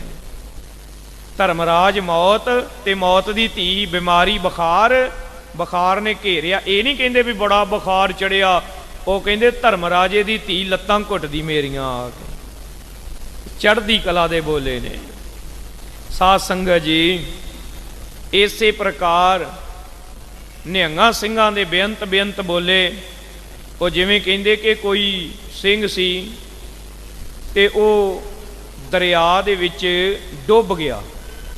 ਨਿਹੰਗ ਸਿੰਘ ਸੀ, ਉਹਦੇ ਸਾਥੀ ਮਗਰੋਂ ਆਏ। ਜਦੋਂ ਆ ਕੇ ਉਹਨਾਂ ਨੇ ਵੇਖਿਆ ਤੇ ਲੋਕ ਕਹਿਣ ਹੋ ਨਿਹੰਗ ਸੌ ਵਿਚਾਰਾ ਡੁੱਬ ਗਿਆ। ਉਹ ਕਹਿੰਦੇ ਜਲ ਸੌ ਨਾਲ ਯੁੱਧ ਕਰਦਾ ਸੀ, ਜਲ ਸੌ ਜਿੱਤ ਗਿਆ। ਚੜ੍ਹਦੀ ਕਲਾ ਦੇ ਬੋਲੇ ਨੇ। ਉਹ ਉੱਥੇ ਵੀ ਨੈਗੇਟਿਵਿਟੀ ਨਹੀਂ ਲਿਆਉਂਦੇ ਵੀ ਸਾਡਾ ਬੰਦਾ ਡੁੱਬ ਗਿਆ ਮਰ ਗਿਆ। 18ਵੀਂ ਸਦੀ ਦੇ ਗ੍ਰੰਥਾਂ ਦੇ ਵਿੱਚ ਇੱਕ ਬਚਨ ਆਇਆ, ਸਰਦਾਰ ਜੱਸਾ ਸਿੰਘ ਜੀ ਆਹਲੂਵਾਲੀਏ ਦੇ ਜਥੇ ਦਾ ਸਿੰਘ ਹੈ ਤੇ ਉਹ ਰਾਤ ਪਈ ਹੈ, ਮੰਜੇ ਤੇ ਲੰਮੇ ਪਏ ਨੇ, ਸੁੱਤੇ ਨੇ, ਬੰਦੂਕ ਸਰਾਣੇ ਰੱਖਦੇ ਹੁੰਦੇ ਸਨ। ਬੱਦਲ ਗਜਿਆ, ਉਹਨੇ ਤਾਂ ਨੂੰ ਫਾਇਰ ਕਰ ਦਿੱਤਾ। ਕੋਲੋਂ ਸਿੰਘਾਂ ਨੇ ਪੁੱਛਿਆ ਕੀ ਹੋਇਆ? ਉਹ ਕਹਿੰਦਾ ਇੰਦਰ ਸੌ ਆਪਣੇ ਵੱਲੋਂ ਫਾਇਰ ਕਰਦਾ ਸੀ, ਮੈਂ ਵੀ ਇਧਰੋਂ ਫਾਇਰ ਕੱਢ ਕੇ ਜਵਾਬ ਦੇ ਦਿੱਤਾ। ਇਹ ਉਹਨਾਂ ਦੀ ਬੇਪਰਵਾਹੀ, ਇਹ ਉਹਨਾਂ ਦੀ ਆਪਣੀ ਸੁਰਤ ਨੂੰ ਇੰਨਾ ਉੱਚਿਆਂ ਰੱਖਣਾ ਭਈ ਇਹ ਬੱਦਲ ਗਜਿਆ ਹੈ, ਉਹਨੂੰ ਵੀ ਮੋੜਵਾਂ ਜਵਾਬ ਦੇਣਾ ਵੀ ਤੂੰ ਕੁਝ ਬਹੁਤਾ ਨਹੀਂ ਹੈਗਾ, ਸਾਡੇ ਕੋਲ ਵੀ ਹੈਗਾ ਹੈ ਸਾਜੋ ਸਮਾਨ। ਇਹ ਉਹਨਾਂ ਦਾ ਉਹ ਕਿ ਟੁੱਟੀਆਂ ਕਿਰਪਾਨਾਂ, ਮਿਆਨ ਟੁੱਟੇ ਨੇ ਕਿਰਪਾਨਾਂ ਦੇ, ਤੇੜ ਕਸ਼ਹਿਰੇ ਨੇ। ਤੇ ਜਦੋਂ ਕਹਿੰਦੇ ਨੇ ਰਾਜ ਕਰੇਗਾ ਖਾਲਸਾ, ਲੋਕੀ ਹੱਸ ਕੇ ਕਹਿੰਦੇ ਨੇ ਇਹਨਾਂ ਨੇ ਰਾਜ ਕਰਨਾ ਹੈ। ਗੁਰਮੁਖੋ ਬਾਬਾ ਬੋਤਾ ਸਿੰਘ ਜੀ, ਬਾਬਾ ਗਰਜਾ ਸਿੰਘ ਜੀ, ਜ਼ਕਰੀਆ ਖਾਨ ਦੀ ਹਕੂਮਤ ਖਤਮ ਹੋਈ ਹੈ 1745 ਵਿੱਚ। ਤੇ ਇਹ ਜਿਹੜੀ ਘਟਨਾ ਹੈ ਇਹ 1742-43 ਦੀ ਘਟਨਾ ਹੈ ਕਿ ਜਦੋਂ ਇਹਨਾਂ ਸਿੰਘਾਂ ਸੂਰਮਿਆਂ ਨੇ ਸ਼ਹੀਦੀਆਂ ਪਾਈਆਂ ਖਾਲਸਾ ਰਾਜ ਦਾ ਐਲਾਨ ਕਰਕੇ। ਤੇ ਇਹਦੇ ਮੌਕੇ ਤੇ ਲੋਕ ਕਹਿੰਦੇ ਸਨ ਕਿ ਤੇ ਐਵੇਂ ਹੀ ਨਿਹੰਗ ਸਿੰਘ ਕਮਲੀਆਂ ਮਾਰਦੇ ਨੇ, ਕਸ਼ਹਿਰੇ ਇਹਨਾਂ ਦੇ ਮਸਤਾਨੇ ਤੇ ਤਲਵਾਰਾਂ ਦੇ ਮਿਆਨ ਟੁੱਟੇ, ਖਾਣ ਨੂੰ ਕੁਝ ਲੱਭਦਾ ਨਹੀਂ, ਲੁਕਣ ਨੂੰ ਥਾਂ ਨਹੀਂ, ਤੇ ਇਹ ਰਾਜ ਕਿੱਥੋਂ ਕਰਨਗੇ? ਸਾਧ ਸੰਗਤ ਜੀ 20 ਸਾਲ ਲੰਘੇ, ਸਿਰਫ 20 ਸਾਲ। ਤੇ ਲਾਹੌਰ ਦੇ ਕਿਲੇ ਤੇ ਖਾਲਸੇ ਦਾ ਕੇਸਰੀ ਨਿਸ਼ਾਨ ਝੂਲਦਾ ਸੀ ਤੇ ਸਾਰੀਆਂ ਕੌਮਾਂ ਉਸ ਕੇਸਰੀ ਨਿਸ਼ਾਨ ਅੱਗੇ ਸਿਰ ਝੁਕਾਉਂਦੀਆਂ ਸਨ। ਇਹ ਹੈ ਚੜ੍ਹਦੀ ਕਲਾ ਕਿ ਉਹ ਬਿਲਕੁਲ ਹੀ ਨੈਗੇਟਿਵਿਟੀ ਨੇੜੇ ਨਹੀਂ ਆਉਣ ਦਿੰਦੇ, ਪਰਵਾਹ ਹੀ ਨਹੀਂ ਕਰਦੇ। ਵੱਡੇ ਤੋਂ ਵੱਡਾ ਦੁੱਖ ਆ ਜਾਏ ਉਹ ਪਰਵਾਹ ਹੀ ਨਹੀਂ ਕਰਦੇ। ਸੋ ਸੁਰਤ ਨੂੰ ਉੱਚਾ ਰੱਖਣਾ ਇਹ ਗੁਰੂ ਕੇ ਸਿੱਖਾਂ ਨੂੰ ਸਤਿਗੁਰੂ ਜੀ ਨੇ ਸਿਖਾਇਆ। ਮਹਾਰਾਜ ਜੀ ਦੱਸਦੇ ਪਏ ਨੇ ਭਾਈ ਸੁਰਤ ਨੂੰ ਉੱਚਾ ਰੱਖਣਾ ਹੈ, ਸੁਰਤ ਨੂੰ ਕਦੇ ਨੀਵਾਂ ਨਹੀਂ ਪੈਣ ਦੇਣਾ। ਆਗੇ ਕੋ ਸ਼ਰਧਾ ਵਧ ਪਰੈ, ਇਹ ਅੱਗੇ ਤੋਂ ਉਹਦੀ ਸ਼ਰਧਾ ਵੱਧ ਜਾਂਦੀ ਹੈ ਜਦੋਂ ਉਹਦੇ ਸਤਿਗੁਰੂ ਜੀ ਦੀ ਕਿਰਪਾ ਦੇ ਨਾਲ ਵੈਰੀ ਦੁਸ਼ਮਣ ਸਭ ਨਾਸ ਹੋ ਜਾਂਦੇ ਨਾ, ਚੜ੍ਹਦੀ ਕਲਾ ਚ ਆ ਜਾਂਦਾ ਹੈ। ਤੇ ਉਹ ਫਿਰ ਕਹਿੰਦਾ ਹੈ ਗੁਰ ਮੇਰਾ ਸੰਗ ਸਦਾ ਹੈ ਨਾਲੇ, ਸਿਮਰ ਸਿਮਰ ਤਿਸ ਸਦਾ ਸੰਭਾਲੇ। ਉਹ ਨਹੀਂ ਪਰਵਾਹ ਕਰਦੇ। ਸਾਹਮਣੇ ਅਟਕ ਦਰਿਆ ਆ ਗਿਆ ਤੇ ਸਾਹਮਣੇ ਵਾਲਿਆਂ ਨੇ ਆਖਿਆ ਕਿ ਬੇੜੀਆਂ ਦਾ ਪੁਲ ਅਫਗਾਨਾਂ ਨੇ ਤੋੜ ਦਿੱਤਾ ਤੇ ਦਰਿਆ ਕਿਵੇਂ ਪਾਰ ਕਰਨਾ ਹੈ। ਜਦੋਂ ਆਪੋ ਵਿੱਚ ਗੱਲਾਂ ਕਰਨ ਲੱਗੇ ਤੇ ਮਹਾਰਾਜਾ ਰਣਜੀਤ ਸਿੰਘ ਅਜੇ ਉਹਨਾਂ ਨਾਲ ਸਲਾਹਾਂ ਕਰੇ ਦਰਿਆ ਕਿਵੇਂ ਪਾਰ ਕਰਨਾ ਹੈ। ਤੇ ਮਗਰ ਮਗਰ ਅਕਾਲੀ ਫੂਲਾ ਸਿੰਘ ਜੀ ਦਾ ਜਥਾ ਪਹੁੰਚਿਆ। ਅਕਾਲੀ ਜੀ ਨੇ ਆਉਂਦਿਆਂ ਪੁੱਛਿਆ, ਹਾਂ ਭਾਈ ਕਿਹੜੀ ਗੱਲੋਂ ਇੱਥੇ ਰੁਕ ਗਏ ਹੋ? ਅੱਗੇ ਸਾਡੇ ਭਰਾ ਅਫਗਾਨਾਂ ਦੇ ਘੇਰੇ ਵਿੱਚ ਨੇ ਤੇ ਇੱਥੇ ਖਲੋ ਕੇ ਰੁਕ ਕੇ ਕੀ ਕਰਦੇ ਹੋ? ਉਹ ਕਹਿੰਦੇ ਜੀ ਅਫਗਾਨਾਂ ਨੇ ਬੇੜੀਆਂ ਦਾ ਪੁਲ ਜਿਹੜਾ ਬੱਧਾ ਸੀ ਨਾ ਦਰਿਆ ਅਟਕ ਤੇ ਉਹ ਤੋੜ ਦਿੱਤਾ ਹੈ ਤੇ ਅਟਕ ਪਾਰ ਕਿਵੇਂ ਕਰਨਾ ਹੈ? ਅਕਾਲੀ ਜੀ ਨੇ ਅੱਗੇ ਹੋ ਕੇ ਆਖਿਆ ਇਹ ਅਟਕ ਉਹਦੇ ਲਈ ਅਟਕ ਹੈ ਜਿਹਦੇ ਮਨ ਵਿੱਚ ਅਟਕ ਹੋਵੇ, ਜਿਹਦੇ ਮਨ ਵਿੱਚ ਕੋਈ ਅਟਕ ਨਹੀਂ ਉਹਦੇ ਅੱਗੇ ਇਹ ਵੀ ਕੋਈ ਅਟਕ ਨਹੀਂ। ਅਕਾਲੀ ਜੀ ਨੇ ਘੋੜਾ ਠੇਲਿਆ, ਮਗਰੇ ਮਹਾਰਾਜਾ ਰਣਜੀਤ ਸਿੰਘ ਜੀ ਨੇ ਘੋੜਾ ਦਰਿਆ ਵੱਲ ਪਾ ਦਿੱਤਾ। ਸਾਰੀ ਫੌਜ ਦਰਿਆ ਪਾਰ ਕਰ ਗਈ। ਚੜ੍ਹਦੀ ਕਲਾ ਦੇ ਬੋਲਾਂ ਦਾ ਅਸਰ ਹੈ। ਇਸ ਕਰਕੇ ਗੁਰੂ ਸਵਾਰੇ ਖਾਲਸਾ ਜੀ, ਜਦੋਂ ਸਤਿਗੁਰੂ ਜੀ ਨਾਲ ਹੋਣ ਨਾ, ਅਨੁਭਵ ਹੋਵੇ ਵੀ ਮੇਰਾ ਸਤਿਗੁਰੂ ਮੇਰੇ ਨਾਲ ਹੈ, ਤਾਂ ਸਰਦਾਰ ਊਧਮ ਸਿੰਘ ਵਰਗੇ ਯੋਧੇ ਜਦੋਂ ਅਨੁਭਵ ਕਰਕੇ ਗਏ ਮੇਰਾ ਬਾਜਾਂ ਵਾਲਾ ਮੇਰੇ ਨਾਲ ਹੈ, ਤੇ ਵੈਰੀਆਂ ਦੇ ਦਿਲ ਵਿੱਚ ਖਲੋ ਕੇ, ਲੰਡਨ ਦੇ ਕਾਕਸਟਨ ਹਾਲ ਵਿੱਚ ਖਲੋ ਕੇ, ਨਾ ਫਿਰ ਲੱਤਾਂ ਕੰਬਦੀਆਂ ਤੇ ਨਾ ਹੱਥ ਕੰਬਦੇ ਨੇ, ਉਦੋਂ ਫਿਰ ਤਾੜ ਤਾੜ ਕਰਦੀਆਂ ਗੋਲੀਆਂ ਵੈਰੀ ਦਾ ਸੀਨਾ ਚੀਰ ਦਿੰਦੀਆਂ। ਪਰ ਉਹਦੇ ਲਈ ਜ਼ਰੂਰੀ ਹੈ ਇਹ ਮਨ ਦੇ ਵਿੱਚ ਅਨੁਭਵ ਹੋਵੇ ਮੇਰਾ ਬਾਜਾਂ ਵਾਲਾ ਮੇਰੇ ਨਾਲ ਹੈ, ਮੇਰੇ ਅੰਗ ਸੰਗ ਹੈ। ਇਹ ਤੋਂ ਬਗੈਰ ਗੱਲ ਨਹੀਂ ਬਣਦੀ। ਲਾਲਚ ਤੇ ਸਦ ਸਿਮਰਨ ਕਰੈ। ਇਸ ਤਰ੍ਹਾਂ ਲਾਲਚ ਤੇ ਸਦ ਸਿਮਰਨ ਕਰੈ, ਉਹ ਜਦੋਂ ਵੀ ਕਿਤੇ ਕੰਮ ਪੈਂਦਾ ਨਾ, ਉਹ ਫਿਰ ਸਤਿਗੁਰਾਂ ਨੂੰ ਆਵਾਜ਼ ਮਾਰਦਾ ਵੀ ਮਹਾਰਾਜ ਸਹਾਇਤਾ ਕਰੋ, ਅੰਗ ਸੰਗ ਹੋਵੋ। ਤੀਜੇ ਨਿਤ ਉਪਾਸਨਾ ਧਾਰੀ। ਤੇ ਤੀਸਰੇ ਭਗਤ ਨੇ ਜਿਹੜੇ ਨਿਤ ਉਪਾਸਨਾ, ਨਿਤ ਦਾ ਅਰਥ ਹੈ ਸਦਾ, ਸਦਾ ਉਪਾਸਨਾ ਧਾਰਨ ਕਰਕੇ ਉਪਾਸਨਾ ਕਰਦੇ ਰਹਿੰਦੇ। ਸਿਮਰ ਹੈ ਸਤਨਾਮ ਅਗਹਾਰੀ। ਉਹ ਸਦਾ ਪਾਪਾਂ ਨੂੰ ਨਾਸ਼ ਕਰਨ ਵਾਲੇ ਵਾਹਿਗੁਰੂ ਦਾ ਨਾਮ ਜਪਦੇ ਰਹਿੰਦੇ। ਲਖ ਹੈ ਦਾਸ ਨਿਜ ਪ੍ਰਭ ਕੋ ਕਰਤਾ। ਉਹ ਲਖਾਂ ਦਾਸ ਨਿਜ, ਆਪਣੇ ਆਪ ਨੂੰ ਜਾਣਦੇ ਨੇ ਦਾਸ, ਸੇਵਾਦਾਰ, ਸੇਵਕ, ਪ੍ਰਭ ਕੋ ਕਰਤਾ, ਤੇ ਵਾਹਿਗੁਰੂ ਨੂੰ ਕਰਤਾ ਜਾਣਦੇ, ਆਪਣੇ ਆਪ ਨੂੰ ਨੌਕਰ ਤੇ ਪਰਮੇਸ਼ਰ ਨੂੰ ਕਰਤਾ। ਜਿਵੇਂ ਸ਼ਹੀਦ ਭਾਈ ਤਾਰੂ ਸਿੰਘ ਜੀ ਨੂੰ ਜਦੋਂ ਕੋਈ ਪੁੱਛਦਾ ਇਹ ਭਾਈ ਤਾਰੂ ਸਿੰਘ ਜੀ ਦਾ ਘਰ ਹੈ, ਉਹ ਕਹਿੰਦੇ ਨਹੀਂ, ਇਹ ਘਰ ਤਾਂ ਗੁਰੂ ਨਾਨਕ ਦੇਵ ਜੀ ਦਾ, ਤਾਰੂ ਸਿੰਘ ਤਾਂ ਕੇਵਲ ਇਸ ਘਰ ਦਾ ਨੌਕਰ ਹੈ। ਇਹ ਹੈ ਉਹਨਾਂ ਭਗਤਾਂ ਦੀ ਸਾਧ ਸੰਗਤ ਜੀ ਨਿਸ਼ਾਨੀ, ਜਿਹੜੇ ਸਦਾ ਆਪਣੇ ਆਪ ਨੂੰ ਸੇਵਕ ਦੇ ਵਾਹਿਗੁਰੂ ਨੂੰ ਮਾਲਕ ਜਾਣਦੇ। ਹਮ ਤ੍ਰਿਯ ਸਮ ਪਰਮੇਸ਼ਰ ਭਰਤਾ।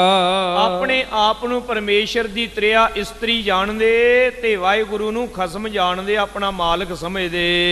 ਅੰਤ ਹੈ ਕਰਨ ਬਿਮਲ ਹੋਏ ਜਾਤ। ਉਹਨਾਂ ਦਾ ਅੰਤःਕਰਨ ਐਨ ਨਿਰਮਲ ਹੋ ਜਾਂਦਾ, ਸਾਰੀ ਮੈਲ ਉਤਰ ਗਈ ਹੈ। ਕੌਣ ਤਿਸ ਬ੍ਰਹਮ ਗਿਆਨ ਉਪਜਾਤ। ਜਦੋਂ ਮਨ ਨਿਰਮਲ ਹੋ ਗਿਆ ਨਾ, ਐਨ ਨਿਰਮਲ ਹੋ ਗਿਆ, ਤਾਂ ਉਹਨਾਂ ਦੇ ਹਿਰਦੇ ਵਿੱਚ ਬ੍ਰਹਮ ਗਿਆਨ ਉਪਜਿਆ। ਗੁਰੂ ਗ੍ਰੰਥ ਸਾਹਿਬ ਮਹਾਰਾਜ ਜੀ ਦੇ ਵਿੱਚ ਭਗਤ ਕਬੀਰ ਜੀ ਤੇ ਬਾਬਾ ਫਰੀਦ ਜੀ ਦੀ ਬਾਣੀ ਹੈ।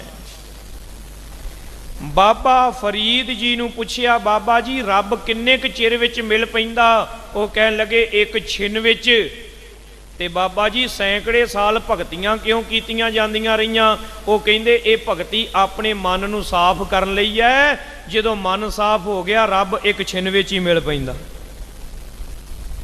ਭਗਤ ਕਬੀਰ ਜੀ ਨੂੰ ਆਖਿਆ, ਕਬੀਰ ਜੀ ਰੱਬ ਨੂੰ ਲੱਭਣ ਚੱਲੀਏ, ਕਿੱਧਰ ਨੂੰ ਜਾਈਏ? ਉਹ ਕਹਿੰਦੇ ਘਰੇ ਬਹਿ ਕੇ ਆਪਣਾ ਮਨ ਸਾਫ਼ ਕਰ ਲੈ। ਜਿੱਦਣ ਤੇਰਾ ਮਨ ਸਾਫ਼ ਹੋ ਗਿਆ, ਰੱਬ ਤਾਂ ਤੇਰੇ ਪਿੱਛੇ ਪਿੱਛੇ ਤੁਰਿਆ ਫਿਰੇਗਾ। ਕਬੀਰ ਜੀ ਦੇ ਬਚਨ ਹਨ, ਕਬੀਰ ਮਨ ਨਿਰਮਲ ਭਇਆ, ਜੈਸੇ ਗੰਗਾ ਨੀਰ, ਪਾਛੈ ਲਾਗੋ ਹਰ ਫਿਰੈ, ਕਹਿਤ ਕਬੀਰ ਕਬੀਰ। ਬਾਬਾ ਫਰੀਦ ਜੀ ਨੇ ਵੀ ਆਖਿਆ। ਬਾਬਾ ਫਰੀਦ ਜੀ ਕਹਿੰਦੇ ਨੇ, ਆਜ ਮਿਲਾਵਾ ਸ਼ੇਖ ਫਰੀਦ, ਟਾਕਿਮ ਕੂੰਜੜੀਆਂ ਮਨੇ ਮਚੰਦੜੀਆਂ। ਰੱਬ ਪਾਉਣਾ ਕੋਈ ਔਖਾ ਨਹੀਂ, ਮਨ ਨੂੰ ਸਾਫ਼ ਕਰਨਾ ਔਖਾ ਹੈ। ਆਖੋ ਸਤਨਾਮ ਸ੍ਰੀ ਵਾਹਿਗੁਰੂ। ਰੱਬ ਪਾਉਣਾ ਤੇ ਕੋਈ ਔਖਾ ਨਹੀਂ, ਉਹ ਤੇ ਅੰਦਰ ਹੀ ਬੈਠਾ ਹੈ। ਉਹ ਬਸ ਕਹਿੰਦਾ ਹੈ, ਭਲਿਆ ਲੋਕਾ ਆਪਣੇ ਅੰਤःਕਰਨ ਨੂੰ ਸਾਫ਼ ਕਰ, ਜਦੋਂ ਮੈਲ ਹਟਾ ਦੇਂਗਾ ਤੈਨੂੰ ਮੈਂ ਨਜ਼ਰ ਆਉਣ ਲੱਗ ਪਵਾਂਗਾ। ਇਸ ਕਰਕੇ ਪਿਆਰਿਓ, ਸਾਰੀ ਖੇਡ ਤਾਂ ਮਨ ਦੇ ਕਾਬੂ ਕਰਨ ਤੇ ਹੀ ਹੈ। ਤਾਂ ਹੀ ਤਾਂ ਕਹਿੰਦੇ ਆ, ਇਹ ਮਨ ਪਿਆਰਿਆ ਤੂੰ ਸਦਾ ਸੱਚ ਸੰਭਾਲੇ। ਵਾਰ-ਵਾਰ ਤਾਂ ਹੀ ਕਿਹਾ ਨਾ, ਮੇਰੇ ਪਾਤਸ਼ਾਹ ਜੀ ਨੇ ਮੁੜ ਮੁੜ ਕੇ ਕਿਹਾ, ਜਾਗ ਲੈ ਹੋ ਰੇ ਮਨਾ, ਜਾਗ ਲੈ ਹੋ ਕਾਹ ਗਾਫਲ ਸੋਏ, ਜਾਗ ਰੇ ਮਨ ਜਾਗਣ ਹਾਰੇ। ਇਹ ਮਨ ਨੂੰ ਸੰਬੋਧਨ ਵਾਰ-ਵਾਰ ਮੁੜ ਮੁੜ ਕੇ, ਕਿਉਂਕਿ ਗੱਲ ਮਨ ਨੂੰ ਸਾਧਣ ਦੀ ਹੈ, ਰੱਬ ਨੂੰ ਪਾਉਣ ਦੀ ਗੱਲ ਹੈ ਹੀ ਨਹੀਂ। ਉਹ ਤਾਂ ਅੰਦਰੋਂ ਹੀ ਪ੍ਰਗਟ ਹੋ ਜਾਣਾ ਆਪਣੇ ਆਪ ਹੀ। ਜਦੋਂ ਮਨ ਸਾਧਿਆ ਗਿਆ ਸੋ ਮਹਾਰਾਜ ਜੀ ਨੇ ਆਖਿਆ ਆਪਣੇ ਅੰਤःਕਰਨ ਨੂੰ ਨਿਰਮਲ ਕਰ ਲਓ ਤੇ ਬ੍ਰਹਮ ਗਿਆਨ ਤਾਂ ਉਸੇ ਵੇਲੇ ਉਪਜ ਪੈਂਦਾ। ਚੌਥੇ ਗਿਆਨੀ ਭਗਤ ਵਿਸਾਲੇ, ਤੇ ਚੌਥੇ ਜਿਹੜੇ ਭਗਤ ਨੇ ਉਹ ਗਿਆਨੀ ਭਗਤ ਹਨ। ਏਕ ਪਰਮੇਸ਼ਰ ਸਭ ਮਹਿ ਭਾਲੇ, ਇੱਕ ਪਰਮੇਸ਼ਰ ਵਾਹਿਗੁਰੂ ਨੂੰ ਸਾਰਿਆਂ ਦੇ ਵਿੱਚੋਂ ਸਾਖਿਆਤ ਵੇਂਦੇ ਨੇ। ਜਿਹਨੇ ਆਪਣੇ ਅੰਦਰੋਂ ਰੱਬ ਦੇਖ ਲਿਆ ਉਹਨੇ ਸਾਰੇ ਜਗਤ ਦੇ ਵਿੱਚੋਂ ਹੀ ਰੱਬ ਦੇਖ ਲਿਆ। ਸਭ ਮੈਂ ਜੋਤ ਜੋਤ ਹੈ ਸੋਏ, ਤਿਸ ਦਾ ਚਾਨਣ ਸਭ ਮੈਂ ਚਾਨਣ ਹੋਏ। ਗੁਰ ਸਾਖੀ ਜੋਤ ਪ੍ਰਗਟ ਹੋਏ। ਜਿਹਨੇ ਆਪਣੇ ਆਪ ਨੂੰ ਆਤਮਾ ਸਮਝ ਲਿਆ ਉਹਦੇ ਲਈ ਸਾਰਾ ਜਗਤ ਹੀ ਆਤਮਾ ਹੈ। ਇਸ ਕਰਕੇ ਨਾ ਲੋੜ ਹੈ ਆਪਣੇ ਅੰਦਰ ਨੂੰ ਢੂੰਡਣ ਦੀ। ਜਿਨੇ ਅੰਦਰੋਂ ਢੂੰਡ ਲਿਆ ਉਹਨੂੰ ਬਾਹਰੋਂ ਵੀ ਲੱਭ ਗਿਆ। ਘਾਟ ਮਠ ਮਹਿ ਜਿਮ ਵਿਆਪ ਆਕਾਸ਼, ਜਿਸ ਪ੍ਰਕਾਰ ਦੇ ਨਾਲ ਇਹ ਸਾਧ ਸੰਗਤ ਜੀ ਘਟ ਤੇ ਮਠ ਦੀ ਉਦਾਹਰਨ ਇਹ ਪੁਰਾਣੇ ਸਮੇਂ ਦੇ ਵਿਦਾਂਤੀ ਬੜਾ ਦਿਆ ਕਰਦੇ ਸਨ। ਉਹੀ ਮਹਾਰਾਜ ਸੱਚੇ ਪਾਤਸ਼ਾਹ ਜੀ ਨੇ ਸਿੱਖ ਨੂੰ ਸਮਝਾਉਣ ਲਈ ਵਰਤਿਆ ਹੈ ਕਿ ਭਾਈ ਜਿਵੇਂ ਹਰ ਜਗ੍ਹਾ ਤੇ ਸਪੇਸ ਫੈਲਿਆ ਹੋਇਆ ਹੈ, ਤਿਮ ਸਭ ਮਹਿ ਇੱਕ ਬ੍ਰਹਮ ਪ੍ਰਕਾਸ਼, ਇਵੇਂ ਸਾਰਿਆਂ ਦੇ ਅੰਦਰ ਇੱਕ ਬ੍ਰਹਮ ਦਾ ਪ੍ਰਕਾਸ਼ ਹੈ। ਜਿਉਂਦਿਆਂ ਮੁਰਦਿਆਂ ਸਾਰੀਆਂ ਚੀਜ਼ਾਂ ਵਿੱਚ ਏਮ ਲਖ ਵਾਹਿਗੁਰੂ ਨਿਤ ਸਿਮਰ ਹੈ। ਇਸ ਪ੍ਰਕਾਰ ਸਦਾ ਵਾਹਿਗੁਰੂ ਨੂੰ ਸਿਮਰੋ, ਵਾਹਿਗੁਰੂ ਨੂੰ ਜਪੋ, ਵਾਹਿਗੁਰੂ ਨੂੰ ਚੇਤੇ ਕਰੋ। ਦ੍ਰਿੜ ਹੋਏ ਆਤਮ ਗਿਆਨ ਸੋ ਔਰ ਮਹਿ, ਦ੍ਰਿੜ ਹੋ ਜਾਵੇਗਾ ਆਤਮ ਗਿਆਨ ਹਿਰਦੇ ਘਰ ਦੇ ਵਿੱਚ। ਚਤੁਰ ਭੂਮਿਕਾ ਤੇ ਚੜ ਜਾਏ, ਫਿਰ ਉਹ ਚੌਥੀ ਭੂਮਿਕਾ ਤੇ ਚੜ ਕੇ ਪੰਜਵੀਂ ਛੇਵੀਂ ਟੱਪ ਕੇ ਸਪਤਮ ਵਿਖੈ ਸਥਿਰਤਾ ਪਾਏ। ਸਤਵੀਂ ਦੇ ਵਿੱਚ ਜਾ ਕੇ ਟਿਕ ਜਾਂਦਾ ਹੈ। ਜਾਂ ਤੇ ਸਿਮਰ ਹੋ ਤੁਮ ਸਤਨਾਮ, ਇਸ ਕਰਕੇ ਭਾਈ ਸਦਾ ਸਤਨਾਮ ਸ੍ਰੀ ਵਾਹਿਗੁਰੂ ਸਦਾ ਨਾਮ ਜਪਿਆ ਕਰੋ, ਸਿਮਰਿਆ ਕਰੋ। ਸੰਤਨ ਕੋ ਸੇਵਹੁ ਨਿਸ਼ਕਾਮ, ਤੇ ਸੰਤ ਜਨਾਂ ਨੂੰ ਨਿਸ਼ਕਾਮ ਹੋ ਕੇ ਸੇਵਿਆ ਕਰੋ। ਸੰਤ ਜਨਾਂ ਦੀ ਸੇਵਾ ਨਿਸ਼ਕਾਮ ਹੋ ਕੇ ਕਰਿਆ ਕਰੋ। ਮਨ ਨੀਵਾ ਰੱਖੋ ਤਜ ਮਾਨ, ਆਪਣੇ ਮਨ ਨੂੰ ਨੀਵਾਂ ਕਰਕੇ ਰੱਖਣਾ ਤੇ ਮਾਨ ਅਹੰਕਾਰ ਦਾ ਤਿਆਗ ਕਰ ਦੇਣਾ। ਹੋਏ ਸੁਖੇਨ ਤੁਮਹੁ ਕਲਿਆਣ, ਤੇ ਬਹੁਤ ਆਸਾਨ ਸੌਖਾ ਹੀ ਤੁਹਾਡਾ ਕਲਿਆਣ ਹੋ ਜਾਵੇਗਾ। ਇਸ ਤਰ੍ਹਾਂ ਸੁਣ ਉਪਦੇਸ਼ ਭਲੋ ਤਿਸ ਕਾਲਾ, ਇਹ ਉਪਦੇਸ਼ ਸੁਣ ਕੇ ਬੜਾ ਭਲਾ ਉਸੇ ਵੇਲੇ ਗੁਰਮੁਖ ਭੇ ਨਵਲਾ ਰੋ ਨਿਹਾਲਾ। ਭਾਈ ਨਵਲਾ ਤੇ ਨਿਹਾਲਾ ਗੁਰਮੁਖ ਹੋ ਗਏ, ਉਪਦੇਸ਼ ਨੂੰ ਹਿਰਦੇ ਵਿੱਚ ਧਾਰ ਲਿਆ। ਜੋ ਦਾ ਜੈ ਤਉ ਸੇਠ ਮਲ ਭਾਰੀ, ਇਹ ਸਾਖੀ ਅਗਲੀ ਹੁਣ ਆਰੰਭ ਹੋਈ ਹੈ। ਇੱਕ ਬੇਨਤੀ ਕਹਿ ਕੇ ਅੱਗੇ ਤੁਰਾਂ। ਹੁਣ ਬਚਨ ਆਇਆ ਵੀ ਉਹਨਾਂ ਨੇ ਉਪਦੇਸ਼ ਨੂੰ ਹਿਰਦੇ ਵਿੱਚ ਧਾਰ ਲਿਆ। ਤੇ ਸਾਡੇ ਵਰਗੇ ਬੁਲਾਰੇ ਮੁੜ ਮੁੜ ਕਹੀ ਜਾਂਦੇ ਨੇ ਗੁਰੂ ਕੇ ਉਪਦੇਸ਼ ਨੂੰ ਗ੍ਰਹਿਣ ਕਰੋ, ਜੋ ਮਹਾਰਾਜ ਦੀ ਬਾਣੀ ਕਹਿੰਦੀ ਉਹਨੂੰ ਧਾਰਨ ਕਰੋ। ਭਾਈ ਜੀ ਅਸਲ ਰੋਣਾ ਹੀ ਇਹ ਹੈ ਭਈ ਅਸੀਂ ਚਾਹੁੰਦੇ ਹਾਂ ਗੁਰੂ ਦਾ ਉਪਦੇਸ਼ ਧਾਰਨ ਕਰ ਲਈਏ, ਪਰ ਇਹ ਹੁੰਦਾ ਹੀ ਨਹੀਂ। ਅਸੀਂ ਚਾਹੁੰਦੇ ਹਾਂ ਵੀ ਮਨ ਦੇ ਵਿੱਚ ਕ੍ਰੋਧ ਨਾ ਆਵੇ, ਕਾਮ ਨਾ ਆਵੇ, ਲੋਭ ਨਾ ਆਵੇ, ਹੰਕਾਰ ਨਾ ਆਵੇ, ਪਰ ਇਹ ਸਾਡੇ ਚਾਹੁਣ ਨਾਲ ਆਉਂਦਾ ਕਿਤੇ। ਵੀ ਮੈਂ ਚਾਹੁੰਦਾ ਵੀ ਮੈਨੂੰ ਕ੍ਰੋਧ ਆਵੇ ਤਾਂ ਆਉਂਦਾ, ਮੈਂ ਚਾਹੁੰਦਾ ਕਿ ਮੈਂ ਹੰਕਾਰ ਕਰਾਂ ਤਾਂ ਮੈਂ ਹੰਕਾਰੀ ਹੋ ਜਾਣਾ। ਨਹੀਂ, ਇਹ ਆਪਣੇ ਆਪ ਹੀ ਆ ਜਾਂਦਾ। ਤੇ ਭਾਈ ਜੀ ਗੱਲ ਤਾਂ ਇਹ ਹੈ ਵੀ ਇਹ ਕਿਵੇਂ ਕਾਬੂ ਵਿੱਚ ਆਵੇ, ਸ਼ੁਭ ਗੁਣ ਕਿਵੇਂ ਅੰਦਰ ਆਉਣ। ਮੈਂ ਵਸਾਉਣਾ ਚਾਹੁੰਦਾ ਆਪਣੇ ਅੰਦਰ ਸੰਤੋਖ ਨਹੀਂ ਵਸਦਾ, ਮੈਂ ਵਸਾਉਣਾ ਚਾਹੁੰਦਾ ਆਪਣੇ ਅੰਦਰ ਦਇਆ ਨੂੰ, ਧੀਰਜ ਨੂੰ, ਧਰਮ ਨੂੰ, ਨਹੀਂ ਵਸਦੇ। ਅਸਲ ਗੱਲ ਕਰੋ, ਅਸਲ ਗੱਲ ਇਹ ਹੈ ਆਪਣੇ ਤਿਆਗਿਆਂ ਕਾਮ ਕ੍ਰੋਧ ਤਿਆਗਿਆ ਨਹੀਂ ਜਾਣਾ, ਆਪਣੇ ਗ੍ਰਹਿਣ ਕਰਿਆ ਸਤ ਸੰਤੋਖ ਦਇਆ ਧਰਮ ਗ੍ਰਹਿਣ ਹੋਣਾ ਨਹੀਂ। ਤੇ ਫਿਰ ਰਸਤਾ ਕੀ ਬਚਦਾ ਹੈ? ਉਹ ਇਹ ਹੈ ਕਿ ਮਾਲਕ ਦੇ ਅੱਗੇ ਅਰਦਾਸਾਂ ਕਰਨੀਆਂ, ਤਰਲੇ ਲੈਣੇ, ਬੇਨਤੀ ਕਰਨੀ, ਸਤਿਗੁਰੂ ਇਹਨਾਂ ਵਿਕਾਰਾਂ ਤੋਂ ਮੇਰਾ ਖਹਿੜਾ ਛਡਾਓ ਤੇ ਸ਼ੁਭ ਗੁਣ ਮੇਰੇ ਹਿਰਦੇ 'ਚ ਵਸਾਓ। ਇਹ ਹੈ ਅਸਲ ਮੁੱਦਾ। ਤਰਲੇ ਲੈਣੇ, ਬੇਨਤੀਆਂ ਕਰਨੀਆਂ, ਸੇਵਾ ਕਰਨੀ, ਸਿਮਰਨ ਕਰਨਾ, ਤੇ ਇਹ ਅਰਦਾਸ, ਇਹ ਬੇਨਤੀ ਮੁੜ ਮੁੜ ਕੇ ਕਰਨੀ। ਪੌਰਦਾਰ ਗੁਰ ਪੌਰ ਅਗਾਰੀ, ਇੱਕ ਗੁਰੂ ਕਾ ਪਿਆਰਾ ਜੋਧਾ ਜੈਤ ਸੇਠ ਮਲ ਭਾਰੀ। ਇਹ ਪੌਰਦਾਰ ਸਤਿਗੁਰਾਂ ਦੇ ਦਰਵਾਜ਼ੇ ਦੇ ਅੱਗੇ ਸਦਾ ਦਵਾਰ ਪਰ ਰੱਛਾ ਕਰਹੀ।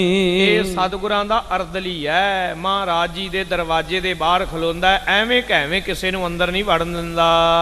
ਬਿਨ ਬੂਝੇ ਨਹਿ ਅੰਤਰ ਬਰਹੀ, ਕਿਸੇ ਦੀ ਯੁਰਤ ਥੋੜਾ ਹੈ ਵੀ ਅੰਦਰ ਵੜ ਜਾਵੇ ਕਿਤੇ ਬਿਨਾਂ ਪੁੱਛਿਆਂ। ਸਾਧ ਸੰਗਤ ਜੀ, ਰਾਜ ਭਾਗ ਸਿਸਟਮ ਕਿਵੇਂ ਚੱਲਦੇ ਨੇ, ਕਿਵੇਂ ਤਰੱਕੀ ਹੁੰਦੀ ਹੈ? ਜਦੋਂ ਨਿੱਕੇ ਤੋਂ ਲੈ ਕੇ ਵੱਡੇ ਮੁਲਾਜ਼ਮਾਂ ਤੱਕ ਹਰ ਕੋਈ ਇਹ ਅਨੁਭਵ ਕਰੇ ਕਿ ਇਹ ਰਾਜ ਭਾਗ ਮੇਰਾ ਹੈ, ਸਾਡਾ ਆਪਣਾ ਹੈ। ਉਦਾਹਰਣ ਵਜੋਂ ਸਿੱਖ ਇਤਿਹਾਸ ਦੇ ਵਿੱਚ ਵਰਣਨ ਹੈ ਡਿਉੜੀਦਾਰ ਖੁਸ਼ਹਾਲ ਸਿੰਘ ਦਾ। ਸ਼ੇਰੇ ਪੰਜਾਬ ਮਹਾਰਾਜਾ ਰਣਜੀਤ ਸਿੰਘ ਜੀ ਦੀ ਮਹਿਲ ਦੀ ਅੰਦਰਲੀ ਡਿਉੜੀ ਦਾ ਉਹ ਪਹਿਰੇਦਾਰ ਸੀ, ਮੁੱਖ ਪਹਿਰੇਦਾਰ, ਰਖਵਾਲਾ। ਤੇ ਸਾਰੀ ਰਾਤ ਜਾਗ ਕੇ ਉਹਨੇ ਪਹਿਰਾ ਦੇਣਾ, ਰਖਵਾਲੀ ਕਰਨੀ। ਮਹਾਰਾਜਾ ਰਣਜੀਤ ਸਿੰਘ ਪਰਖ ਕਰਿਆ ਕਰਦੇ। ਇੱਕ ਦਿਨ ਭੇਸ ਵਟਾ ਲਿਆ, ਬੁੱਕਲ ਮਾਰ ਲਈ, ਤੇ ਆ ਕੇ ਡਿਉੜੀਦਾਰ ਨੂੰ ਆਵਾਜ਼ ਬਦਲ ਕੇ ਪੁੱਛ ਕੇ ਕਹਿੰਦੇ ਨੇ, ਦਰਵਾਜ਼ਾ ਖੋਲ, ਲੰਘਣਾ ਹੈ। ਉਹਨੇ ਆਖਿਆ, ਭਾਈ ਇਹ ਹੁਕਮ ਹੈ ਮਹਾਰਾਜੇ ਦਾ ਕਿ ਸੂਰਜ ਅਸਤਣ ਤੋਂ ਬਾਅਦ ਕਿਸੇ ਨੂੰ ਅੰਦਰ ਲੰਘਣ ਦੀ ਆਗਿਆ ਨਹੀਂ ਹੈ, ਇਜਾਜ਼ਤ ਤੋਂ ਬਿਨਾਂ, ਮਹਾਰਾਜੇ ਦੀ ਇਜਾਜ਼ਤ ਤੋਂ ਬਿਨਾਂ। ਉਹਨਾਂ ਨੇ ਫੇਰ ਆਖਿਆ, ਭਈ ਮੈਂ ਕਿਸੇ ਖਾਨਦਾਨ ਵੱਡੇ ਦਾ ਨਾਂ ਲੈ ਕੇ ਕਿ ਸ਼ਹਿਜ਼ਾਦਾ ਲੰਘਣ ਦੇ। ਉਹ ਕਹਿਣ ਲੱਗੇ, ਹੁਕਮ ਹੀ ਨਹੀਂ ਤਾਂ ਤੁਸੀਂ ਜੋ ਮਰਜ਼ੀ ਹੋਵੋ, ਸਤਿਕਾਰਯੋਗ ਹੋ, ਪਰ ਵਾਪਸ ਮੁੜ ਜਾਓ, ਨਹੀਂ ਲੰਘਣ ਦੇਣਾ। ਸਾਧ ਸੰਗਤ ਜੀ, ਸੋਨੇ ਦੀ ਇੱਟ ਦਾ ਲਾਲਚ ਦਿੱਤਾ। ਸੋਨੇ ਦੇ ਬਿਸਕੁਟ ਨਾ, ਉਹ ਮੋਟਾ ਸਾਰਾ ਬਿਸਕੁਟ, ਸੋਨੇ ਦੀ ਇੱਟ, ਨਾਨਕਸ਼ਾਹੀ ਇੱਟ ਵੇਖੀ ਨਾ ਆਪਾਂ, ਪਤਲੀ ਏਡੀ ਇੱਟ ਸੋਨੇ ਦੀ। ਉਹ ਕਹਿੰਦੇ, ਆਹ ਲੈ, ਬਸ ਮਾੜਾ ਜਿਹਾ ਇੱਥੋਂ ਮੂੰਹ ਪਰੇ ਨੂੰ ਕਰਨਾ ਹੈ ਤੂੰ, ਤੇ ਮੈਂ ਲੰਘ ਜਾਣਾ, ਤੇ ਤੇਰਾ ਵੀ ਸੂਤਰ ਤੇ ਮੇਰਾ ਵੀ ਸੂਤਰ।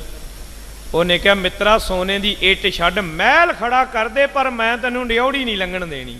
ਕਿਉਂ? ਉਹ ਕਹਿੰਦਾ, ਰਾਜ ਮਹਾਰਾਜੇ ਰਣਜੀਤ ਸਿੰਘ ਇਕੱਲੇ ਦਾ ਨਹੀਂ ਹੈ, ਮੇਰਾ ਵੀ ਓਨਾ ਹੀ ਹੈ। ਇਹ ਨਹੀਂ ਕੰਮ ਹੋਣ ਦੇਣਾ ਜਿੰਨਾ ਚਿਰ ਜਿਉਂਦੇ ਆ। ਮਹਾਰਾਜਾ ਸਾਰੀ ਰਾਤ ਬਾਹਰ ਖੜਾ ਰਿਹਾ।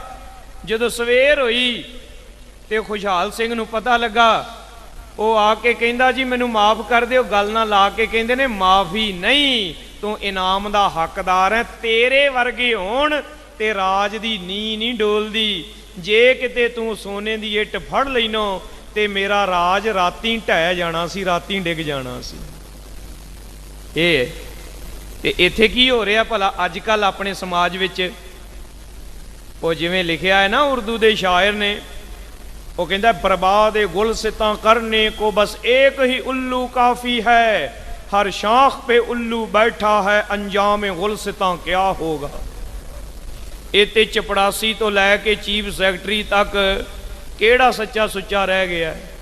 इते रेहड़ी ते केले वेचण वालियां तो लै करके वड्डे वड्डे वपारियां धनाडां तक किहड़ा है जिहड़ा सच्चा सुच्चा होण दा दावा कर सकदा होवे। मैनूं खिमा करना, 10 रुपइयां ते मन डोल जांदा है, फिर असीं कहने जी आखे साडा समाज तरक्की क्यों नहीं करदा। ਇਹ ਤਾਂ ਸਾਧ ਸੰਗਤ ਜੀ ਸਾਰੇ ਸਮਾਜ ਦੀ ਕਲੈਕਟਿਵ ਇਮਾਨਦਾਰੀ ਕੰਮ ਕਰਦੀ ਹੈ। ਇੱਦਾਂ ਨਹੀਂ ਕਦੇ ਵੀ ਹੁੰਦਾ ਕਿ ਕੋਈ ਬੰਦਾ ਕਵੇ ਸਾਰੀ ਦੁਨੀਆ ਸੁਧਰ ਜਾਏ ਤੇ ਬਾਅਦ ਵਿੱਚ ਮੈਂ ਸੁਧਰ ਜਾਵਾਂਗਾ। ਆਪਾਂ ਇੱਦਾਂ ਹੀ ਕਹਿੰਦੇ ਆ ਨਾ, ਸਾਰੇ ਇੱਦਾਂ ਹੀ ਕਹਿੰਦੇ ਆ। ਇਹ ਜੀ ਜ਼ਮਾਨਾ ਹੀ ਖਰਾਬ ਹੈ, ਸਾਰਾ ਜ਼ਮਾਨਾ ਜਦੋਂ ਸੁਧਰ ਜਾਏਗਾ ਮਗਰੋਂ ਮੈਂ ਵੀ ਸੁਧਰ ਜਾਵਾਂਗਾ। ਹਰ ਕੋਈ ਕਹਿੰਦਾ ਹੈ ਮੈਂ ਐਂਡ ਤੇ ਸੁਧਰਨਾ, ਇਸ ਲਈ ਕੋਈ ਵੀ ਨਹੀਂ ਸੁਧਰਦਾ।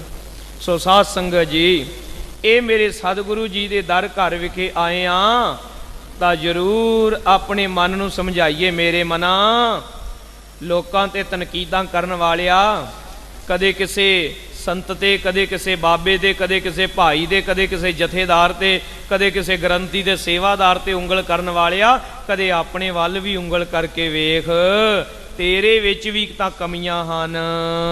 ਇੱਕ ਦਿਨ ਬੈਠੇ ਸਹਿਜ ਸੁਭਾਏ, ਇੱਕ ਦਿਨ ਮੇਰੇ ਪਾਤਸ਼ਾਹ ਸਤਿਗੁਰੂ ਹਰਗੋਬਿੰਦ ਸਾਹਿਬ ਜੀ ਸਹਿ ਸੁਭਾਅ ਬੈਠੇ ਹੋਏ ਹਨ। ਸਤਿਗੁਰ ਸੋਂ ਬੂਝਿਓ ਇਸ ਭਾਏ, ਤਾਂ ਸਤਿਗੁਰਾਂ ਦੇ ਅਰਦਲੀ ਭਾਈ ਜੈਤ ਸੇਠ ਨੇ, ਇਹ ਯੋਧਾ ਤੇ ਮੱਲ ਇਹਦੇ ਲਕਬ ਨੇ, ਯੋਧਾ ਸੂਰਮਾ ਤੇ ਮੱਲ ਭਲਵਾਨ। ਨਾਮ ਇਹਦਾ ਕੀ ਹੈ? ਜੈਤ ਸੇਠ। ਇਹਨੇ ਪੁੱਛ ਲਿਆ, ਕੇਤਕ ਕਹਿਤ ਗਿਆਨ ਜਬ ਲਹਾ। ਮਹਾਰਾਜ ਮੈਂ ਸੁਣਿਆ ਕਈ ਕਹਿੰਦੇ ਨੇ ਜਦੋਂ ਆਖੇ ਬ੍ਰਹਮ ਗਿਆਨ ਹੋ ਜਾਵੇ ਤਬ ਹੈ ਭਗਤ ਕੋ ਕਰਬੋ ਕਹਾ।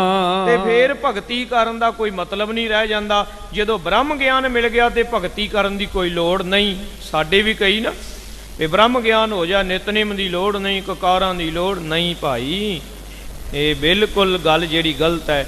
ਮਹਾਰਾਜ ਜੀ ਸੱਚੇ ਪਾਤਸ਼ਾਹ ਜੀ ਕੀ ਦੱਸਦੇ ਨੇ? ਦੇਤ ਗਿਆਨ ਹੀ ਕੇਵਲ ਏਕ। ਸਾਧ ਸੰਗਤ ਜੀ ਉਹ ਕਹਿੰਦੇ ਨੇ ਮਹਾਰਾਜ ਭਗਤੀ ਕਰਨ ਦੀ ਕਹਿੰਦੇ ਲੋੜ ਨਹੀਂ। ਜਦੋਂ ਬ੍ਰਹਮ ਗਿਆਨ ਹੋ ਜਾਏ ਤੇ ਕੈਵਲਯ ਮੁਕਤੀ ਪ੍ਰਾਪਤ ਹੋ ਗਈ ਹੈ, ਹੁਣ ਕਰਮਾਂ ਦੀ ਕੀ ਲੋੜ ਹੈ? ਜਿਸ ਤੇ ਉਪਜਿਓ ਹਿਰਦੇ ਬਵੇਕ। ਕਿਉਂਕਿ ਮਨ ਦੇ ਵਿੱਚ ਵਿਵੇਕ ਉਪਜ ਪਿਆ ਹੈ। ਮਨ ਜਿਹੜਾ ਹੈ ਇਹ ਜਗਮਗਾ ਉਠਿਆ, ਗਿਆਨੀ ਹੋ ਗਿਆ। ਸ਼੍ਰੀ ਮੁਖ ਤੇ ਸ਼ੁਭ ਪੰਥ ਬਤਾਵੇ। ਤੇ ਕਿਰਪਾ ਕਰਕੇ ਆਪ ਜੀ ਸਹੀ ਰਸਤਾ ਸਾਨੂੰ ਦੱਸੋ। ਬਿਨਾ ਭਗਤ ਨਹਿ ਗਿਆਨ ਸੁਹਾਵੇ। ਆਪ ਜੀ ਸੱਚੇ ਪਾਤਸ਼ਾਹ ਧੰਨ ਗੁਰੂ ਹਰਗੋਬਿੰਦ ਸਾਹਿਬ ਮਹਾਰਾਜ ਜੀ ਕਿਰਪਾ ਕਰੋ। ਤਾਂ ਹਜੂਰ ਨੇ ਫਰਮਾਇਆ, ਮਹਾਰਾਜ ਜੀ ਕਹਿਣ ਲੱਗੇ ਕਿ ਗਿਆਨ ਭਗਤੀ ਤੋਂ ਬਗੈਰ ਕਦੇ ਸੋਭਾ ਹੀ ਨਹੀਂ ਪਾਉਂਦਾ। ਗਿਆਨ ਭਗਤੀ ਤੋਂ ਬਗੈਰ ਸੋਭਨੀਕ ਨਹੀਂ ਹੁੰਦਾ। ਜਥਾ ਕ੍ਰਿਤ ਹੈ ਅਤ ਬਾਲਵਾਨ। ਜਿਸ ਪ੍ਰਕਾਰ ਜਿਹੜਾ ਕ੍ਰਿਤ ਘਿਓ ਹੈ ਇਹ ਅੱਤ ਦਾ ਬਲਵਾਨ ਹੈ, ਇਹਦੇ ਵਿੱਚ ਬੜੀ ਤਾਕਤ ਹੈ। ਭੋਜਨ ਮਿਲ ਹੈ ਜੇ ਸਵਾਦ ਮਹਾਨ। ਤੇ ਜੇ ਕਿਤੇ ਚਮਚਾ ਕੁ ਭੋਜਨ ਵਿੱਚ ਪਾ ਲਈਏ ਜਾਂ ਦੇਸੀ ਘਿਓ ਦਾ ਤੜਕਾ ਲਾਈਏ ਤੇ ਸਵਾਦ ਹੀ ਬੜਾ ਮਹਾਨ ਹੋ ਜਾਂਦਾ। ਕਫੀ ਜੇ ਕ੍ਰਿਤ ਪਾਨ ਕੋ ਕਰ। ਜੇ ਕਿਸੇ ਦੀ ਸਰੀਰ ਦੀ ਜਿਹੜੀ ਬਿਰਤੀ ਹੈ ਇਹ ਕਫ ਵਾਲੀ ਹੋਵੇ, ਪ੍ਰਵਿਰਤੀ ਸਰੀਰ ਦੀ ਕਫੀ ਹੋਵੇ, ਤੇ ਉਹ ਕੌਲਾ ਭਰ ਕੇ ਬਾਟਾ ਭਰ ਕੇ ਘਿਓ ਦਾ ਪੀ ਲਵੇ। ਛਾਤੀ ਬੋਝ ਰੋਗ ਸੋ ਤਰੈ। ਤੇ ਛਾਤੀ ਬੋਝ ਰੋਗ ਹੋ ਜਾਏਗਾ, ਉਹਦੀ ਛਾਤੀ ਤੇ ਜਾ ਘਿਓ ਜੰਮ ਜਾਏਗਾ, ਅੰਦਰ ਨੂੰ ਖਰਾਬ ਕਰ ਦੇਵੇਗਾ। ਫਿੱਕਾ ਬਦਨ ਰਹਿ ਦਿਨ ਰਾਤ। ਉਹਦਾ ਬਦਨ ਫਿੱਕਾ ਹੋ ਜਾਏਗਾ, ਉਹਦੇ ਅੰਦਰ ਦੇ ਰਸ ਬਾਨੇ ਖਤਮ ਹੋ ਜਾਣਗੇ। ਖਾਂਸੀ ਹੋਤ ਆਹਾਰ ਨਾ ਖਾਤ। ਇੱਕ ਤਾਂ ਭੁੱਖ ਲੱਗਣੋਂ ਬੰਦ ਹੋ ਜਾਣੀ ਹੈ, ਉਹਦੇ ਜਿਗਰ ਨੇ ਕੰਮ ਨਹੀਂ ਕਰਨਾ ਤੇ ਖੰਘ ਲੱਗ ਜਾਣੀ ਹੈ ਇਹਨੂੰ। ਜੇ ਸੁਭਾਉ ਤਨ ਪੇਤੀ ਹੋਏ।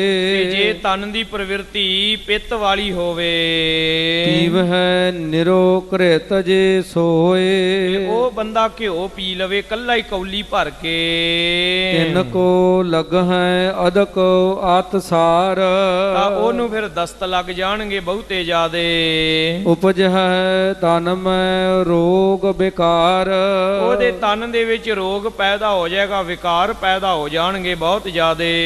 ਜੇ ਮਿਲਾਏ ਮਿਸਰੀ ਕੋ ਸੋ ਖਾਏ। ਹਾਂ, ਜੇ ਲਿਮਿਟ ਦੇ ਵਿੱਚ ਰਹਿ ਕੇ ਘਿਓ ਦੇ ਵਿੱਚ ਮਿਸ਼ਰੀ ਮਿਲਾ ਕੇ ਚੰਗੀ ਤਰ੍ਹਾਂ ਉਹਨੂੰ ਫਿਰ ਇਹ ਥੋੜਾ ਥੋੜਾ ਕਰਕੇ ਛਕ ਲਵੇ। ਦੋਹਾਂ ਕੇ ਤਨ ਸੁਖ ਉਪਜਾਏ। ਤਾਂ ਦੋਵਾਂ ਦੇ ਤਨ ਨੂੰ ਸੁਖ ਹੋਵੇਗਾ, ਭਾਵ ਕਿ ਬਿਮਾਰੀਆਂ ਦੂਰ ਹੋਣਗੀਆਂ, ਗਲਾ ਸਾਫ਼ ਹੋ ਜਾਏਗਾ। ਤੇ ਇਸੇ ਪ੍ਰਕਾਰ ਹੋਰ ਵੀ ਬਹੁਤ ਸਾਰੀਆਂ ਬਿਮਾਰੀਆਂ ਦੂਰ ਹੋ ਜਾਣਗੀਆਂ। ਇਹ ਮਿਸ਼ਰੀ ਵਿੱਚ ਮਿਲਾਇਆ ਹੋਇਆ ਘਿਓ ਇਹ ਬੜਾ ਚੰਗਾ ਹੈ।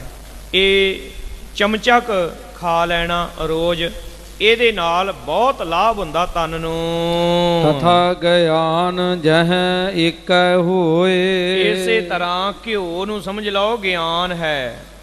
ਇਹ ਆਪਣੇ ਵਿੱਚ ਵੀ ਬੜਿਆਂ ਨੂੰ ਇਹ ਬਿਮਾਰੀ ਹੋਈ ਹੁੰਦੀ ਹੈ। ਘਿਓ ਹੈ ਨਾ ਜਿਹੜਾ, ਇਹਨੂੰ ਗਿਆਨ ਸਮਝ ਲਈਏ। ਅਹੰ ਬ੍ਰਹਮ ਕਹੈ ਸੁਬਹ ਨ ਸੋਏ। ਅਹੰ ਬ੍ਰਹਮਸਮੀ, ਮੈਂ ਹੀ ਬ੍ਰਹਮ, ਆਤਮਾ ਹੀ ਪ੍ਰਮਾਤਮਾ ਹੈ। ਜਿੱਦਾਂ ਅੱਜ ਕੱਲ ਵੀ ਬੜਿਆਂ ਨੂੰ ਇਹ ਰੋਗ ਹੋਇਆ ਪਿਆ ਨਾ, ਉਹ ਜੀ ਕੁਦਰਤੀ ਰੱਬ ਹੈ, ਉਹ ਜੀ ਆਪ ਹੀ ਅਸੀਂ ਰੱਬ ਹਾਂ। ਅਰਦਾਸ ਕਿਸੇ ਰੱਬ ਅੱਗੇ ਥੋੜਾ ਕਰੀਦੀ ਹੈ, ਇਹ ਤੇ ਆਪਣੇ ਆਪ ਅੱਗੇ ਹੀ ਕਰੀਦੀ ਹੈ। ਇਹ ਉਹ ਬਿਮਾਰੀ ਦੱਸ ਰਹੇ ਨੇ ਸਤਿਗੁਰੂ ਛੇਵੇਂ ਪਾਤਸ਼ਾਹ ਜੀ। ਮਹਾਰਾਜ ਜੀ ਕਹਿਣ ਲੱਗੇ ਜਿਹੜਾ ਬੰਦਾ ਹੰਕਾਰੀ ਬਿਰਤੀ ਵਾਲਾ ਹੋਵੇ ਤੇ ਉਹਨੂੰ ਗਿਆਨ ਪ੍ਰਾਪਤ ਹੋ ਜੇ ਥੋੜਾ ਬਹੁਤ ਇਸ ਤਰ੍ਹਾਂ ਦਾ ਅਹੰ ਬ੍ਰਹਮਸਮੀ ਅਨਲ ਹੱਕ ਵਾਲਾ। ਸੁਨ ਬਿਹਾਰ ਬਿਗਰ ਬਹੁ ਜਾਏ। ਉਹ ਰੱਬ ਤੋਂ ਵੀ ਇਨਕਾਰੀ ਹੋ ਜਾਂਦਾ ਤੇ ਕਿਸੇ ਸਿਆਣੇ ਦੀ ਵੀ ਗੱਲ ਨਹੀਂ ਸੁਣਦਾ। ਉਹ ਕਹਿੰਦਾ ਮੈਂ ਹੀ ਮੈਂ ਆ ਜੋ ਆ, ਆਪਣੇ ਤੋਂ ਬਗੈਰ ਉਹ ਕਿਸੇ ਨੂੰ ਕੁਝ ਸਮਝਦਾ ਹੀ ਨਹੀਂ। ਹਰ ਗੱਲ ਦੇ ਵਿੱਚ ਮੈਂ ਹੀ ਸੱਚਾ ਤੇ ਦੁਨੀਆ ਝੂਠੀ ਹੈ। ਪਰ ਨਰਕ ਨਹਿ ਸੁਰਗ ਲਖਾਏ। ਸਾਧ ਸੰਗਤ ਜੀ ਫਿਰ ਹੋਵੇਗਾ ਕਿ ਮਹਾਰਾਜ ਜੀ ਕਹਿੰਦੇ ਨੇ ਐਸਾ ਹੰਕਾਰ ਇਹਨੂੰ ਧੂ ਕੇ ਨਰਕਾਂ 'ਚ ਲੈ ਜਾਵੇਗਾ ਤੇ ਨਰਕਾਂ 'ਚ ਜਾ ਕੇ ਡਿੱਗੇਗਾ। ਜੇ ਹੰਕਾਰੀ ਨਰ ਔਰ ਧਾਰ। ਜੇ ਹੰਕਾਰੀ ਬੰਦੇ ਨੂੰ ਗਿਆਨ ਹੋ ਜਾਵੇ, ਇਹ ਬਹੁਤੀਆਂ ਕਿਤਾਬਾਂ ਪੜ੍ਹ ਲਵੇ, ਬਹੁਤਾ ਗਿਆਨ ਲਿਟਰੇਚਰ ਇਤਿਆਦਿਕ ਸੁਣ ਲਵੇ, ਜਾਂ ਕਈ ਵਾਰਾਂ ਨਾ ਬੰਦਾ ਪੜ੍ਹਿਆ ਹੁੰਦਾ ਹੈ, ਸਕੂਲ ਵਿੱਚ ਵੀ 7ਵੀਂ 'ਚੋਂ ਫੇਲ ਹੋ ਗਿਆ ਹੁੰਦਾ ਹੈ ਤੇ ਸੰਥਿਆ ਉਹਦੀ ਨਿਤਨੇਮ ਦੀ ਵੀ ਨਹੀਂ ਪੂਰੀ ਹੋਈ ਹੁੰਦੀ ਤੇ ਕੀਰਤਨ ਵੀ ਨਹੀਂ ਸਿੱਖਿਆ, ਬਸ ਆਸੇ ਪਾਸੇ ਲੋਕਾਂ ਨੇ ਫੂਕ ਛਕਾ ਦਿੱਤੀ, ਵਾਹ ਵਾਹ ਵਾਹ ਵਾਹ ਜੀ ਤੁਹਾਡੇ ਵਰਗਾ ਕੋਈ ਨਹੀਂ, ਤੁਹਾਡੇ ਵਰਗਾ ਤੇ ਤੁਹਾਡੇ ਵਰਗੀ ਆਵਾਜ਼ ਕਿਸੇ ਦੀ ਨਹੀਂ, ਤੁਹਾਡੇ ਵਰਗੀ ਪਰਸਨੈਲਿਟੀ ਕਿਸੇ ਦੀ ਨਹੀਂ, ਤੁਹਾਡੇ ਵਰਗੀ ਸਮਝ। ਉਹ ਬੰਦਾ ਫੂਕ ਛਕ ਲੈਂਦਾ ਹੈ, ਏਡਾ ਵੱਡਾ ਗੁਬਾਰੇ ਵਾਂਗੂ ਫੁੱਲ ਜਾਂਦਾ ਹੈ ਵੀ ਮੇਰੇ ਵਰਗਾ ਤੇ ਕੋਈ ਹੈ ਹੀ ਨਹੀਂ। ਫਿਰ ਉਹਦੇ ਨਾਲ ਅੰਤ ਨੂੰ ਬੁਰੀ ਹੁੰਦੀ ਹੈ। ਆਪਨ ਆਪ ਕੋ ਵੱਡੋ ਵਿਚਾਰ। ਉਹ ਆਪਣੇ ਆਪ ਨੂੰ ਵੱਡਾ ਸਮਝਣ ਲੱਗ ਪੈਂਦਾ ਹੈ ਤਾਂ ਕੁਛ ਵੀ ਨਹੀਂ ਵਿਚਾਰਾ, ਐਵੇਂ ਹੀ ਕੀੜਾ ਜਿਹਾ, ਤੇ ਉਹ ਸਮਝਦਾ ਕੀ ਆਪਣੇ ਆਪ ਨੂੰ, ਮੈਂ ਪਤਾ ਨਹੀਂ ਕਿੱਡੀ ਕੁ ਵੱਡੀ ਬਲਾ ਹਾਂ। ਨਹਿ ਸਤ ਸੰਗਤ ਸੇਵਾ ਕਰ। ਸਤ ਸੰਗਤ ਦੇ ਵਿੱਚ ਨਹੀਂ ਕਦੇ ਜਾਣਾ, ਸੇਵਾ ਨਹੀਂ ਕਰਨੀ ਕਦੇ। ਨਮਰਤਾ ਨਾ ਕਿਸ ਆਗੈ ਧਰੈ। ਨਿਮਰਤਾ ਤੇ ਧਰਨੀ ਨਹੀਂ ਨਾ, ਹਰ ਕਿਸੇ ਦੀ ਬੇਇੱਜ਼ਤੀ ਕਰਨੀ, ਹਰ ਕਿਸੇ ਦੇ ਅੱਗੇ ਅਗਰੈਸਿਵ ਹੋ ਜਾਣਾ, ਹਰ ਕਿਸੇ ਤੇ ਮੌਕਾ ਜਿਹਾ ਵੇਖ ਕੇ ਚੜ੍ਹਾਈ ਕਰ ਦੇਣੀ। ਛਾਤੀ ਬੋਝ ਰੋਗ ਇਹ ਹੋਏ। ਮਹਾਰਾਜ ਜੀ ਕਹਿੰਦੇ ਨੇ ਇਹਨੂੰ ਛਾਤੀ ਬੋਝ ਰੋਗ ਹੋ ਗਿਆ, ਇਹਨੂੰ ਹੰਕਾਰ ਦਾ ਭਾਰੀ ਰੋਗ ਹੋ ਗਿਆ। ਨਰਕ ਪਰਹਿ ਲਹਿ ਸੰਕਟ ਸੋਏ। ਨਰਕਾਂ ਵਿੱਚ ਪਵੇਗਾ ਤੇ ਬੜੇ ਭਾਰੇ ਸੰਕਟ ਅੱਗੇ ਫਿਰ ਹੁਣ ਪ੍ਰਾਪਤ ਕਰੇਗਾ, ਬਾਅਦ ਵਿੱਚ ਰੋਵੇਗਾ, ਤੜਫੇਗਾ। ਸਾਧ ਸੰਗਤ ਜੀ ਇਹਦਾ ਇਲਾਜ ਹੋਣਾ ਫਿਰ ਸੰਭਵ ਨਹੀਂ। ਜੇ ਵਿਸ਼ਈ ਸੁਣ ਕੇਵਲ ਗਿਆਨ। ਤੇ ਜੇ ਕੋਈ ਵਿਸ਼ਈ ਬੰਦਾ ਹੋਵੇ, ਵਿਸ਼ੇ ਭੋਗਣ ਵਾਲਾ, ਤੇ ਉਹ ਗਿਆਨ ਸੁਣ ਲਵੇ। ਭੁਗ ਹੈ ਨਾਰ ਬਿਰਾਨੀ ਜਾਨ।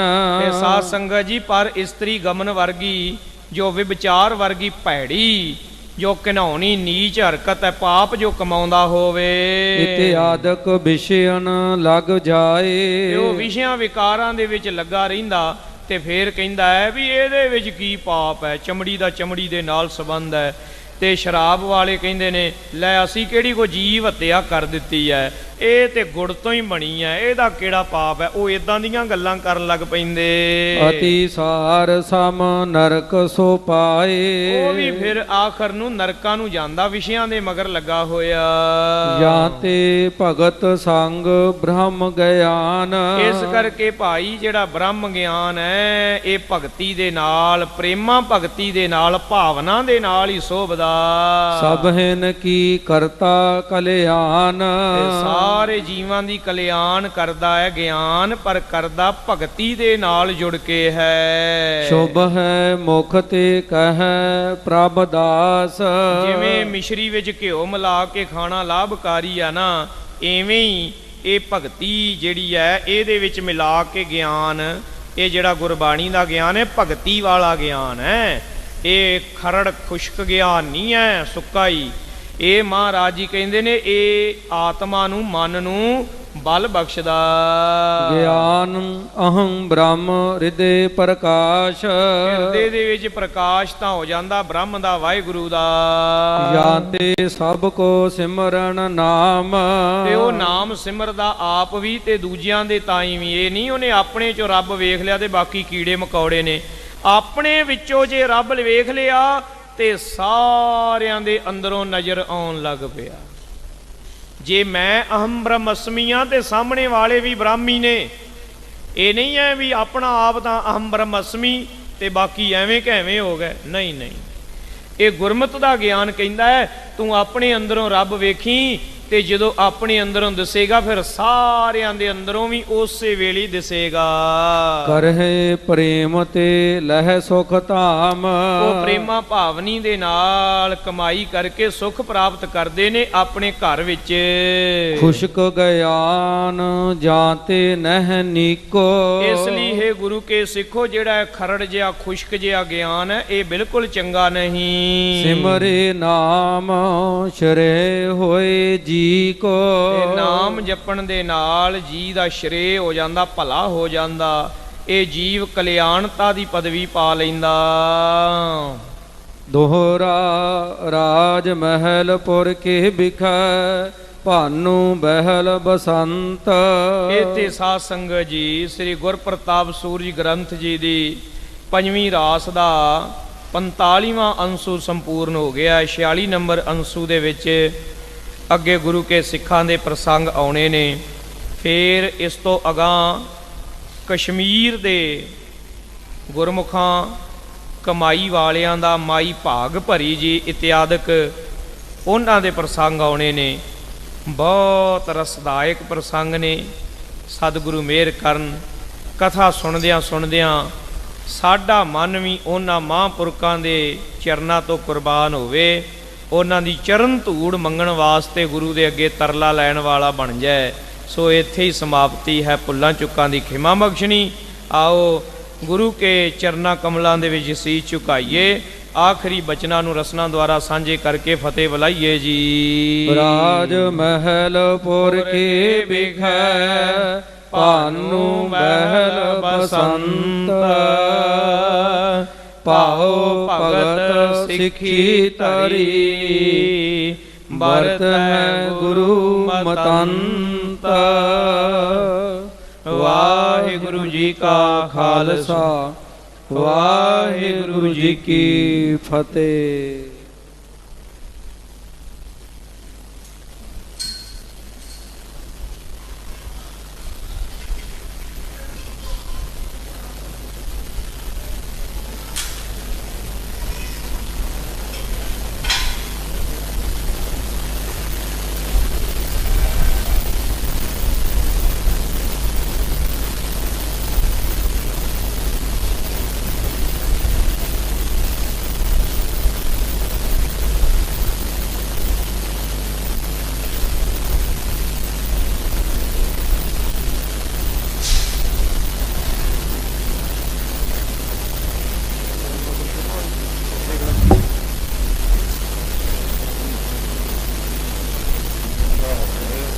जरा खड़ा रहता है।